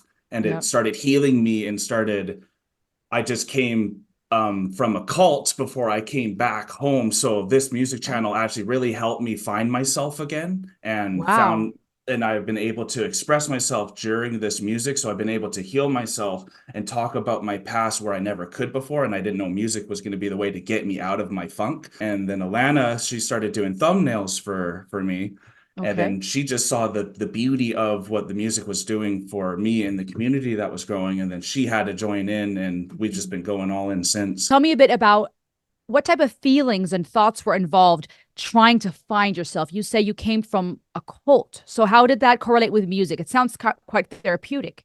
It was very therapeutic because I was just trying to find myself and wanted to send a message of love, which is what Christianity was doing for me. But with music, that's been my biggest form of sharing, is giving people my music and then just seeing the joy that they get from seeing it. Then I was like, wow, I have such a better feeling watching people get healed from the music coming to them. And then that immediate release, I was like, I need to do this myself. And I needed to get outside of the music that I was stuck in as well. I only listened to a few bands here and there. So this really helped me open my experience to different forms of art too. I think music brings everyone together beyond any other form of art because it has so much interpretation that can be accessed by the masses. So you can listen to one song and 10 different people can feel something slightly different about it, and they can have a conversation from that and then be able to build on their initial feelings. Even putting like orchestral and metal together, which I never even considered as like a possibility. Right? It's a thing. It's a Sure thing. is. And so coming into the channel and being able to see how genres have been able to be molded together to create almost like new genres so that then people can interpret it differently, come in, have that conversation, and have that healing moments in between it. You both coming at it as a couple, as the two of you, and how you just said you bounce ideas off of each other. How do you feel that affects your audience on a emotional or psychological level? I honestly think from what the comments said, since we've been together, they've seen me happier, and just our relationship itself sometimes is what people are watching opposed to even the music itself. So the bonus is the reaction, but I think a lot of people are liking to see our growth as a couple and as we're growing up as parents and eventually going to be married. And I think they love seeing our just journey together. And then obviously I'm very enthusiastic and she's very insightful and can think of things I never would have thought of myself. So they even say when I'm doing reactions sometimes that I look lonely. I think one of my favorite comments, and it might sound negative at first, but one of my favorite comments was actually when I was pregnant and someone commented saying that they thought I was a dud at first during the reaction video because I'm very stone-faced. And then at the very end of the reaction, I came out, like, as you said, very insightful. So like 3 minutes straight of stuff. 3 minutes straight of stuff. And he's like, wow, like this was amazing. I didn't expect that. And that's something that I really like about our community is how they have the patience to make it through the video and actually see and learn from the reaction itself and not just see a little 5-second clip it and then move on from it. There's all these different people coming for all different kinds of content creators. What is that need though, either for shock or for, you know what I think substance? It is? At least for me, because I can really only talk for myself because I've been on the other side of this as like the person that digests the reactors. It's about someone else likes what I like. I really think that has a big thing to what attracts everyone to the reaction channels is then to watch someone enjoy the thing that made you enjoy it. And then it's that connection you're looking for, whether it is just the shock value of like, let's watch a comedy thing together or let's cry together. This person actually cried. So like, I think a lot of it has to just that shared experience. I like this game. You like this game. Let's have a conversation without having a conversation because I can hear your thoughts while I still have my own thoughts. With reaction videos, there's so much observing happening that sometimes I wonder if the downside is not that we're not fully experiencing it. And that even goes not just for the viewer, for the reactor ourselves, right? Where we're tempted to go, I should probably put this on YouTube. I'm not going to watch this till I can post it and do it on camera. And I have to stop myself sometimes, be like, I'm just going to listen to this. I'm just going to jam in my kitchen and dance. I don't have to make it a video. But my brain is constantly in creative mode. I think I bring it to eating food together in a table. You can make an incredible meal, and this meal is like 5 courses, but if you're sitting alone eating it, it's going to be hard to fully enjoy it the same way that if everyone else is there, all individually eating it, enjoying it, but then we get to express, I hate the Brussels sprouts. I love the gravy. Okay. And then you kind of get to have, so that's kind of attacking that shared experience while it's still the individual experience. And I think that's why it's just so magical, because we're humans. We can't just have food. We need more than that. Like a baby will die if you don't touch it. You can't just keep feeding it. So you can give it music, but you got to give it love. So you have to still hold something while you're listening to it, right? Oh, snap. Y'all just got deep. I was waiting for this. I'm like, snap, yeah. No, this is good. That makes a lot of sense. So it's almost like, because our human need is not only nutrition, but also community. Those needs have to correlate. They have to go together. It can't just be one or the other is good, but not one without the other. It's almost like the food tastes better in the presence of a loved one. Well, there's just so many options now, and they keep just everything's in flux. And I think that's why we like the music. Once we find something, it doesn't change, because we can go back to this track, and it can even bring us back into time. And like, there's just so many things that music does, right? That can just, exactly. Okay. Locations, it can bring you all over the place. Okay. Hold on. Slow down, y'all. Y'all are deep. Y'all are real deep. You're taking me to therapy today. You're saying because it doesn't change. Alana said because it takes us to different places, or we can, I guess, access it in different places. And there was a third thing you just said. It takes you back in time. It takes you back in time. Ooh, tell me more about that. What type of need in us people does that meet? Why do we want that? Why do we want to go back in time? I know for me, like, nostalgia helps me when I get anxious to look back at all like my Pokemon and think I'm 9 years old when I didn't have all these other responsibilities and all these other problems. I don't know if you've listened to a lot of Moon Sorrow, but this is a band that we've recently been getting into, and Moon Sorrow for me tends to always take me, when you're listening, I like to close my eyes, and I'm very visual in my own mind. Yeah. And I have extreme abstract. So when I'm listening to Moon Sorrow and all these different bands, is I can literally be taken to the mountains and the forest in the Netherlands, right? And you can go along the wind as you're flowing through these places with the cinematic imagery that the music can produce within your own mind. It can take you back in time to like the 17th century, but it can also bring you to the present and be in like this campground or next to the water, or in these locations that are opposite from your tiny little apartment in the city in the concrete jungle. And so having that ability to almost go through portals through music, like the stargates of music, you're able to then find that meaning and that experience internally, almost like a meditative state that helps. For me, that's where I get a lot of my self-healing as a reactor, because I never watched music reactions before becoming a music reactor myself. So it's very a different experience for me. It wasn't until coming to a reaction channel that I started listening to music fully and completely. Because very often I would listen to music with my friends in the car or what have you, but then you're also like on your phone, or you're looking out the window, or you're doing other distractions.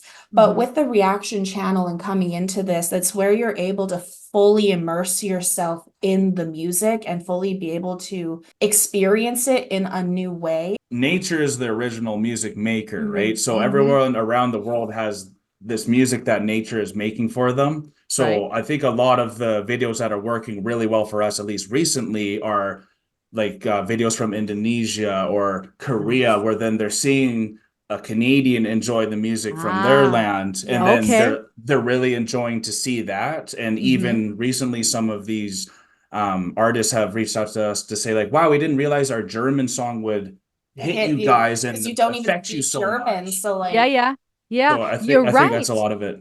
I think you're onto something, is a lot of those titles and a lot of the videos that people seem to enjoy is either an expert of the field, right? Vocal coach reacts, rapper reacts, Yeah. Or people where it would seem unlikely, right? Like a mother reacts to something, Canadians reacting to Indonesian music, therapist reacts. It's almost like, I wonder what this person has to say. This is very opposite to what This could be made. a contradiction, but let's see how it works. Yes, exactly. The world wants to be heard. They want to give their kings and queens like some shine, right? Absolutely. So when they see finally someone's willing to do that, they want to get behind you because they can see the wave's going to keep going, and we want a snowball effect.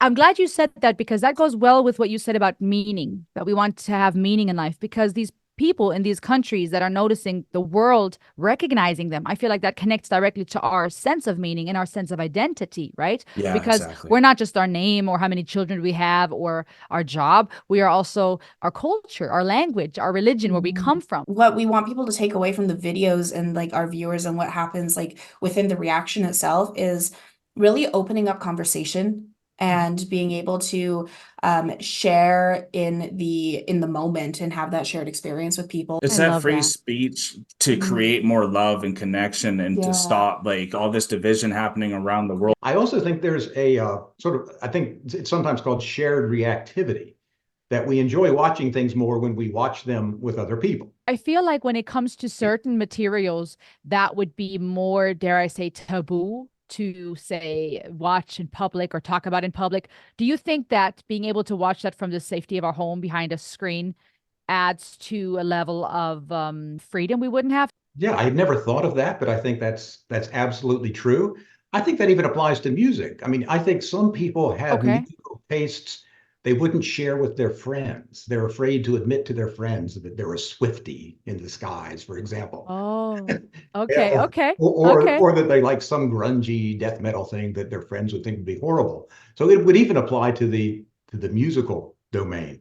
It would certainly apply to certain political views, as you said, things that are violent or really, really weird. It would apply to some of the reaction things that have to do with atheism, for example. People may not want to admit to their family that they're an atheist. I'd never thought of that, but I can that way enjoy, whether it's music or movies or lectures or whatever, with another person who's reacting, all in private. And I don't have to tell my friends and family that I'm into this thing. Do you feel like there's any downside that to do? So it sounds, obviously, the way we're discussing it, it sounds kind of beneficial, right? There's the safety. I can now connect with other people. Is there a downside that you could see from a psychological or human development standpoint when it comes to that type of isolation? Being able to hide behind a screen? I think it's only a downside in the sense that we may be promoting attitudes or behaviors that are not good, that are antisocial behind this hidden screen. And maybe it's feeding into my interests. Maybe it has something to do with prejudicial attitudes. And it's reinforcing my own prejudicial attitudes in the privacy of my own home. For things that are just off kilter, that are just not consistent with my peer group, that are not antisocial, it's probably beneficial to me to feel like I have a peer group who connects with this kind of music or this kind of humor or this kind of weird activity. But if it is something truly antisocial or violent or awful, well, yeah, it may be feeding the viewer's appetite for that in a way that's not healthy, either personally or in terms of their behavior toward other people. How do reaction videos play a role in our human development when we're trying to find meaning? My reaction is, in some ways, you could answer that question probably about as good as I can, in the sense that we really don't know what the answer to it is.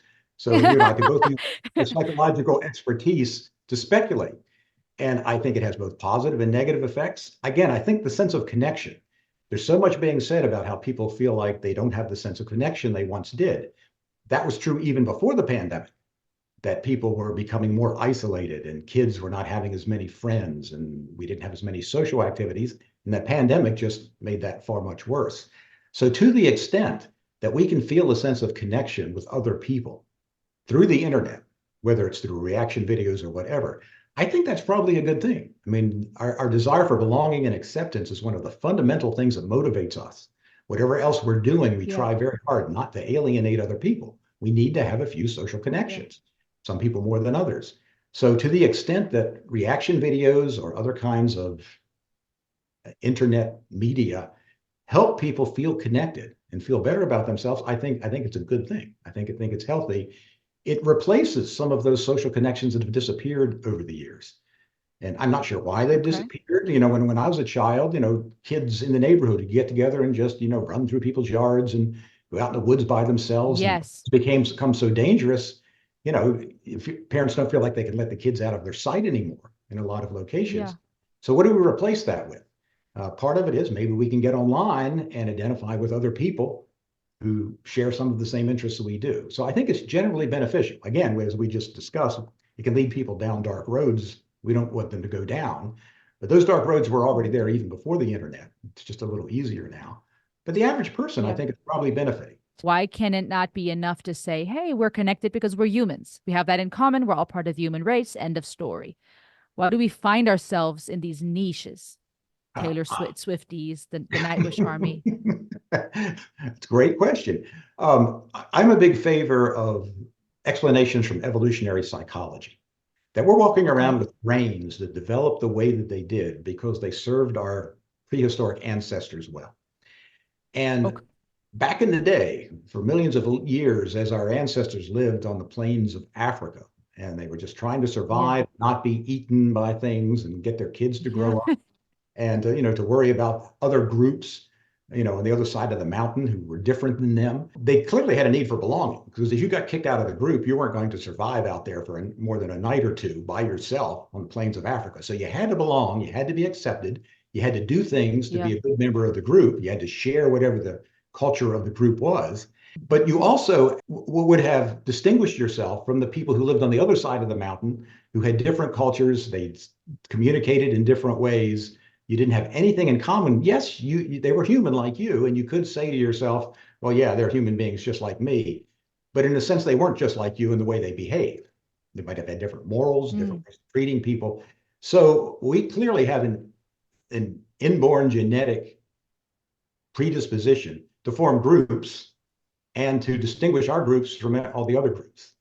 Now, that's turned out to be a bad thing in a global world, because each of us thinks our groups are better and the other groups are bad. There's clear research saying that people who really believe in common humanity and the things that make us all similar and all connected is a very healthy thing. And they might have much more positive social attitudes and get along with other people better. I don't think we were designed that way. We were designed to protect our group against everything else from the outside. And we didn't cross other groups very often. And when we did back in the day, they were just so different than us. So we're predisposed. Right. It doesn't take much. If you can have a group based on very minimal criteria, we just put a group together based on random things, and suddenly that group coheres and sees themselves as better than groups that were put together on the basis of other random criteria. So if you can get that in a laboratory where random groups begin to dislike each other just because they're members of different groups, they don't even know who's in the other group. If that happens in an artificial laboratory situation, you can imagine in the real world, with all the real things going on, create differences between people. And to take that a step further, I had a graduate student who did a dissertation on the belief that everything is one. And a lot of people believe that everything that exists is one thing, including people.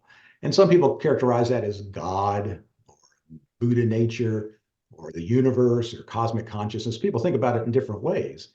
But if you believe that everything that exists is fundamentally part of one big thing, then not only are you going to see other people as more connected with you, because they're part of the same big thing like you are, but it's going to cause you to treat not only people, but the environment and animals, all with a more pro-social attitude. You're going to treat them better if you think we're all part of this one big thing, as opposed to the fact that I'm this and you're something else.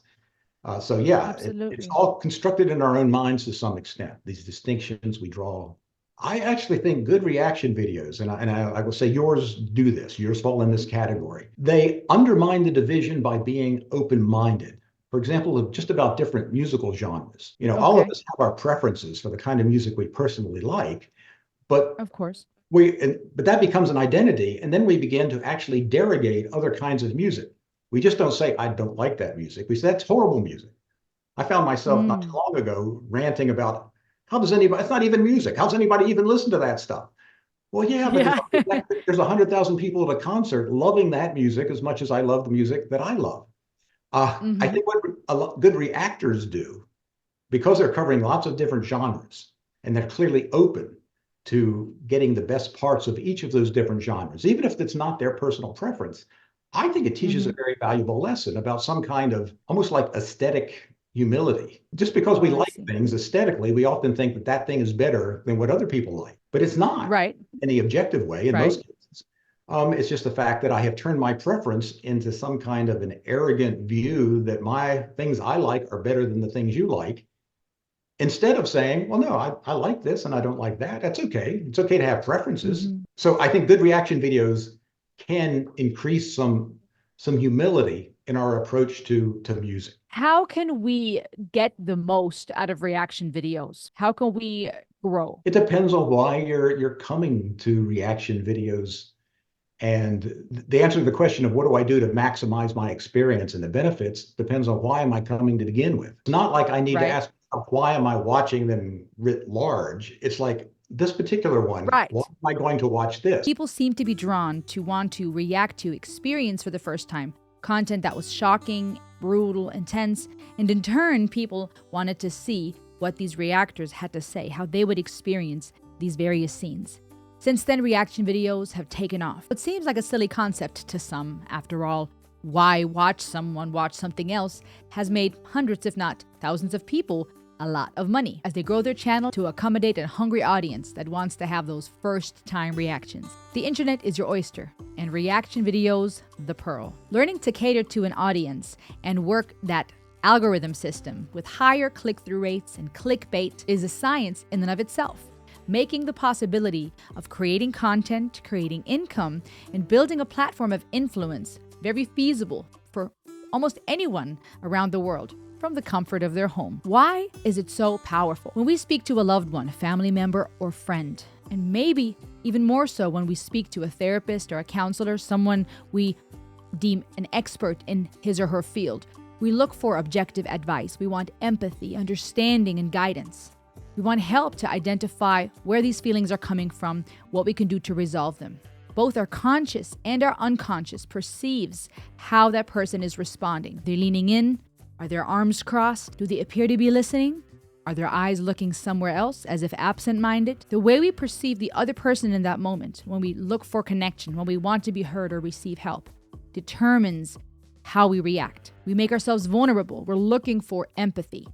We may become defensive if we feel that they're not listening, if we feel that they're withdrawing and detaching. It might cause us to think thoughts like, I'm alone, I'm being rejected, I'm not understood. At the core of every behavior is either fear or love. I created a special survey that I published on my YouTube page, encouraging people to answer some questions so we can discuss why reaction videos are so powerful. 236 people took part in this survey over weeks. When asked how often they watch reaction videos, over half, over 50% expressed that they watch reaction videos every day. When asked when they started watching reaction videos, very few started back in 2006 or 7. The majority started either less than 5 years ago or within this past year. That, to me, really shows how reaction videos have taken off and how people have been increasingly watching them. What caused you to become interested in reaction videos? And the answers were very interesting. They ranged anywhere from an artist such as Ren, inspiring them to start watching reaction videos, songs by various artists, as well as various reactors that turned them on to reaction videos. As we can see, there is a wide range of people either wanting to be educated and learn more about an artist, a genre, a song. Others expressed it randomly occurring on their timeline. Someone else said, when I can't share something that I feel strongly about with my friends, it's a way of sharing with others. When asked what kind of reaction videos you enjoy most, many responded with music reactions, music and spiritual reactions. Others expressed a desire for the reactor to have some type of experience in the field pertaining to the video. In most of the responses, I see that music reactions seem to score highest. Here too, perhaps most answered with something along those lines because they responded to a survey I posted, and my page happens to be focused on music reactions mostly. Someone else said it's the closest way to get that first-time high of experiencing a great song or performance again, so to speak. It's also a great way to help the artist. Win, win, win. I think I sort of feel an emotional connection to them through the music and seeing them get emotional at the same things I do. I also like learning more, getting a deeper understanding of the lyrics or the composition. Another interesting comment by a dentist was that, as one who deals with the psychology of fear and pain, I get immersed in an emotional soup all day long. But I cannot succumb to showing fear or shock.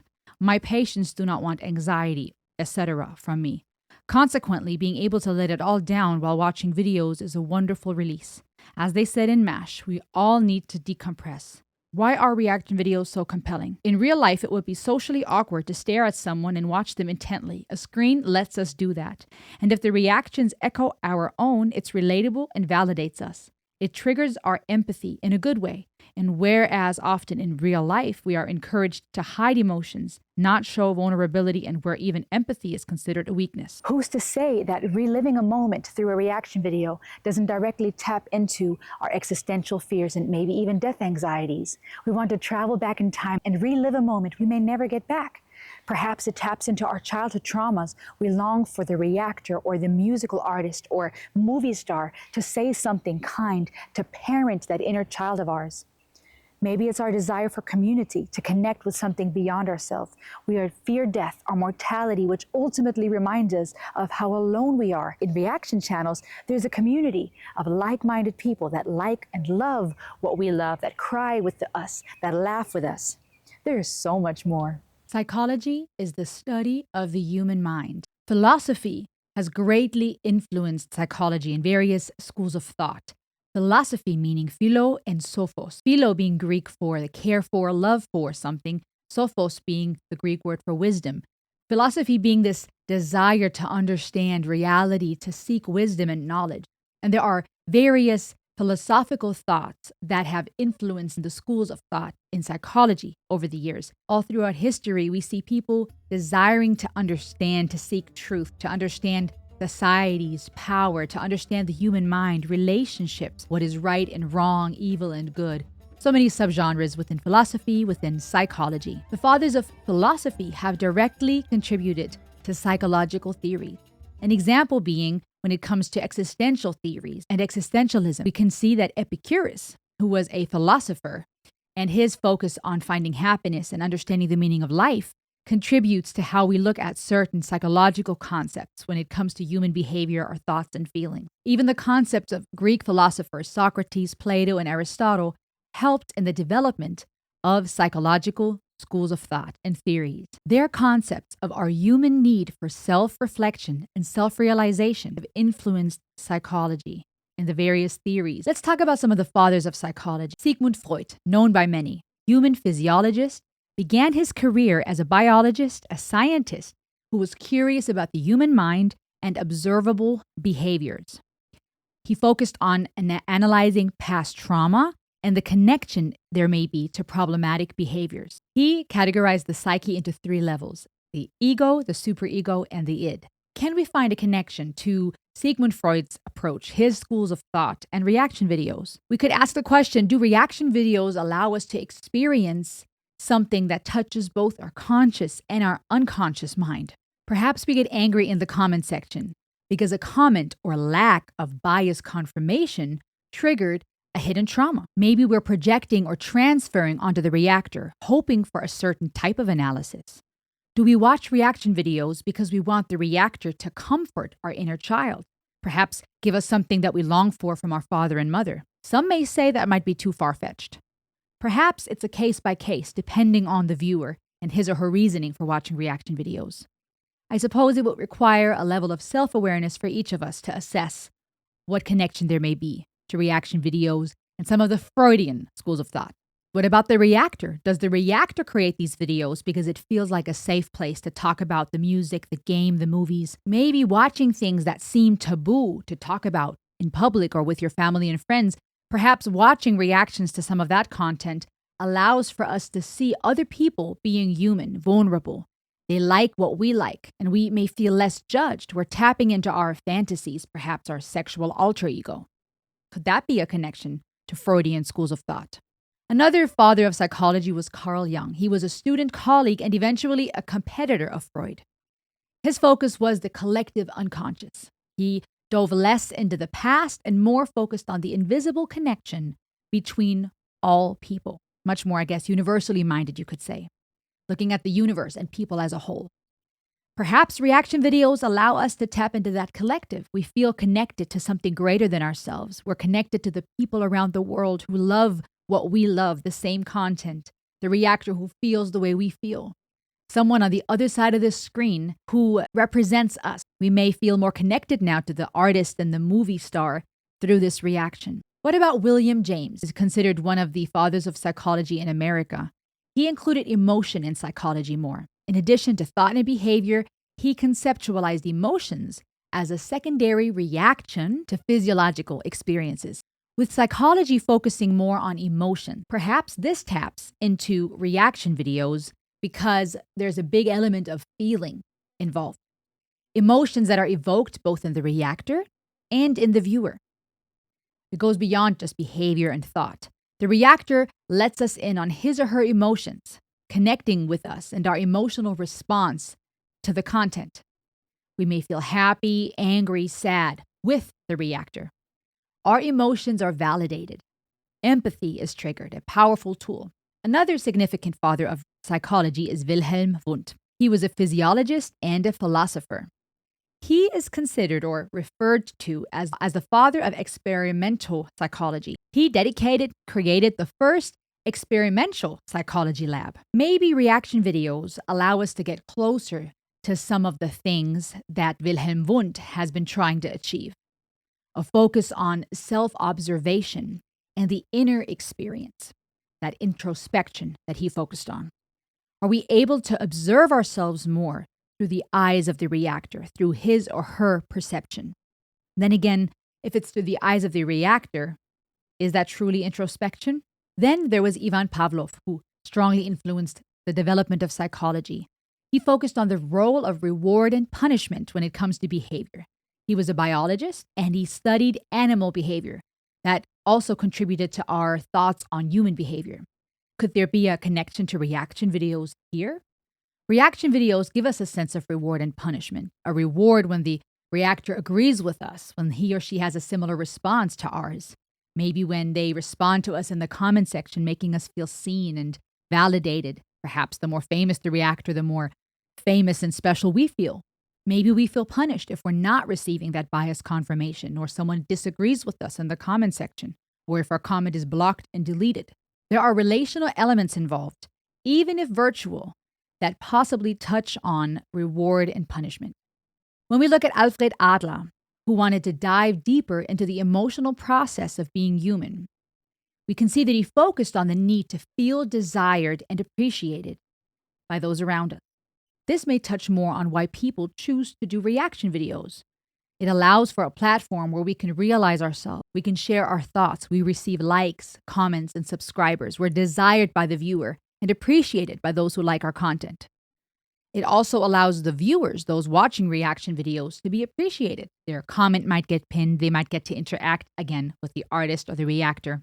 Alfred Adler's goal was to help people rid themselves of insecurities, to make room for their success. And I feel that reaction videos may be beneficial here also, because it can boost the self-esteem of the reactor and even the viewer at times, hopefully encouraging the viewer to create themselves, to do something productive, to be encouraged not to give up, not to be dismayed, as we can often see through comments and feedback from various reactors when they hear their audience saying that their content somehow saved or touched their life. Of course, there are many other psychologists and philosophers that have contributed to various schools of thought. Some of the psychologists that have contributed to modern psychology are John B. Watson. He focused on observable and measurable behavior. We can measure and observe people's behavior directly in reaction videos. That's what reacting to something is all about. We watch their emotions, their behavior, listen to their words. Mr. Watson's focus was behavior and behavioral modification, not on thoughts and feelings as much. This, however, may be more of a problem when we're looking at reaction videos, since reaction videos are not just about behavior, they are about thoughts and feelings as well. We want to see the emotions of the reactor. We want to hear his or her thoughts. Another psychologist who greatly contributed to modern psychology is B.F. Skinner. His theory of learning says that a person is first exposed to a stimulus, which then creates a response, and the response is reinforced. He believes that behavior is motivated by the consequence that we receive. We have since learned through other experts in the field that when it comes to child rearing, for example, just punishment and reward is not always ideal or actually may be harmful. But Mr. Skinner's theories greatly contributed to our understanding of how reward and punishment contribute to our behaviors or possible behavior modification. When it comes to reaction videos, however, perhaps we can see parts of Skinner's theories to be true, as both the reactor and the viewers are exposed to stimulus, maybe visual stimulus through the video, auditive stimulus through what they hear, various senses that are stimulated and triggered. And in turn, we receive a response, a reaction, which is then reinforced when the reactor agrees or disagrees with us, when people appreciate us. So we see this pattern of stimuli, response, and reaction and reinforcement. We might argue that each school of thought has aspects that we need to take into consideration when we talk about reaction videos and the psychology thereof. For example, even if we receive that external reward, there is still a need for internal work that needs to be done, introspection. So we can see elements from various schools of thought that might apply. There's still growing that needs to be done when we turn off the camera and close our computer or turn off our phone. I believe we can learn from the various schools of thought, just like various reactors add to that ecosystem of reaction videos in various ways, from the vocal coach to the rapper to the acting coach to the therapist and musician. They all bring in a specific unique element. Another big name in the world of psychology is psychiatrist Dr. Irwin Yalom, an existential psychiatrist, author of fiction and nonfiction book, who has helped many to grapple with their mortality, with questions about life and death, who integrates existential theories in a lot of his work. He believes that 4 things are particularly relevant for psychotherapy: the inevitable death for each of us and for those we love, the freedom to make our lives as we will, our ultimate aloneness, and finally, the absence of any obvious meaning or sense to life. Dr. Yalom invites clients to talk about the challenges they have in overcoming things of the past. And he believes that this helps them highlight their inherent resilience, identifying internal and external resources, and encouraging them to focus on strengths that they might be minimizing or that they might be taking for granted. While I may not agree with all the theories that the various fathers of psychology or psychiatrists and psychologists have, I see so much value in the various schools of thought and even in a lot of the experience, research, and findings of psychiatrists like Dr. Yalom. I believe they bring so much value and greatly contribute to our search for meaning, trying to understand things. And when it comes to reaction videos, we can see a desire for connection, affirmation, and empathy. Our existential fears and death anxieties play into our desire to create something, to be seen by others, to make meaning for ourselves and be seen. And while everyone deals with their existential fears and death anxieties in a very different way, if at least by denying that they have any altogether, we all come to a point in life where, if we're cognitively able to, we realize that we are mortal, that we are finite. There's an ending. For some, this may feel like relief. For some, there is a connection to hope and an afterlife or reunion with loved ones we've lost before. For others, this idea is terrifying. Sounds like loneliness. It's a place of darkness, cold dirt, and skeletons. We deal with death when we try to defy it or when we deny it. From adrenaline-infusing skydiving adventures to moments of silent reflection about heaven or reincarnation, to heated debates about the possibility of eternal damnation, ongoing onslaught of advertisement is hitting us about youth and beauty, how to be successful, make more money, how to be pretty. We're trying so hard to bring meaning to our life to counter this plight we are in of death, of mortality, of things coming to an end, not being able to go back in time. We're constantly trying to stay alive. Why do I say this, and what does this have to do with reaction videos? We're always trying to make sense of life. We're trying to find meaning, trying to understand who we are and why we are, trying to come to terms with the fact that we will cease to exist, or at least in the way that we know. We don't want to be alone. We long to matter. We want to be, after all, we're called human beings. When we watch someone else, we filter and assess if they can make us feel less alone. Can they give meaning to our existence? Can they empathize with how we feel? Can they possibly recreate, relive a moment for us in time? so we can feel again the way we did when we watched it for the first time. We get to be individuals and subjectively experience this art, how it makes us feel and think. We also get to know that we're surrounded by people who love this artist or band just as much as we do. We're not alone. And in that moment, we're part of something big and beautiful. That in itself can be scary. Realizing that the past is gone, the future is uncertain. No one can guarantee tomorrow, so we try to hold on to moments. And in videos and photography, we get to capture that. We get to make memories, something beautiful and therapeutic. Both our conscious and subconscious pays attention to how people react to us, how they respond and behave. And we assess if we're safe or not. Are we alone? Are we welcome? Are we understood? Are we rejected? We pay attention to where their eyes wander, their body language, the sound of their voice. We want to know that we are safe, that we belong, that we are accepted, loved, and seen. We want true empathy, true emotion, because in turn we feel safe. And in turn, we recognize that the things we're feeling, this moment of reliving the beauty of hearing that music for the first time, experiencing the shock of that movie scene, feeling the anger during these political debates, finding someone who agrees with our stance on relationships, men and women.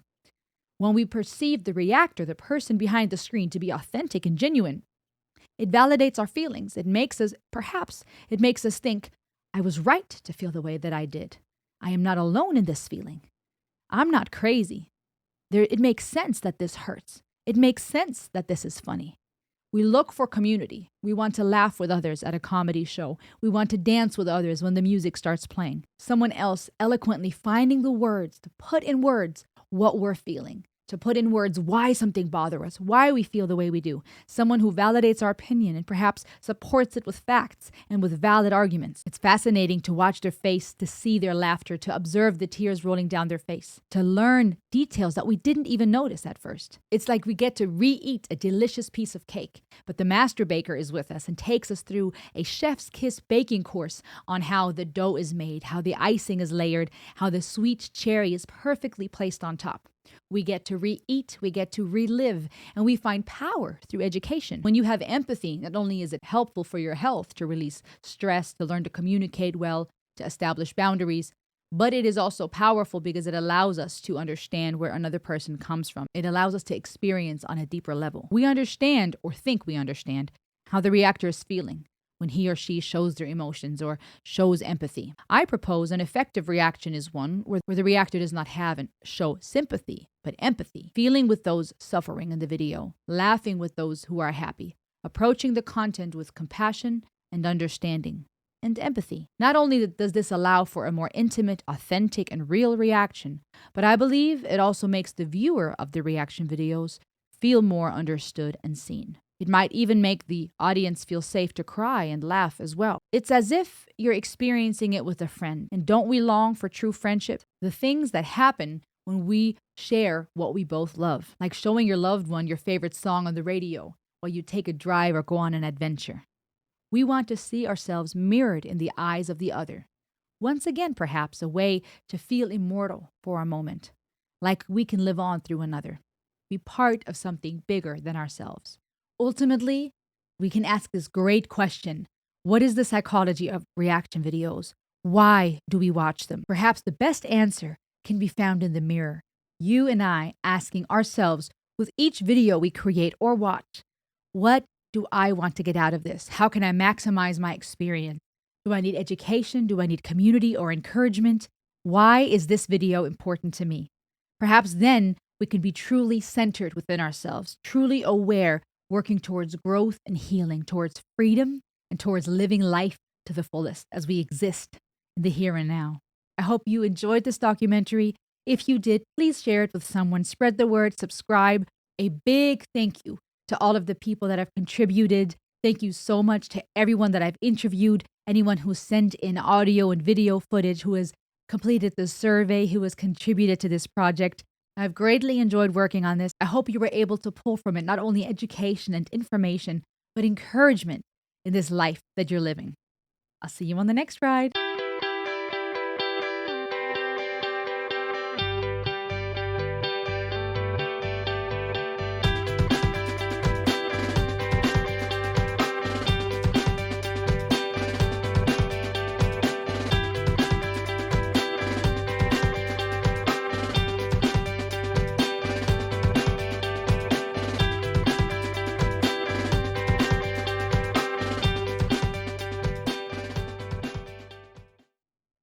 Ayo.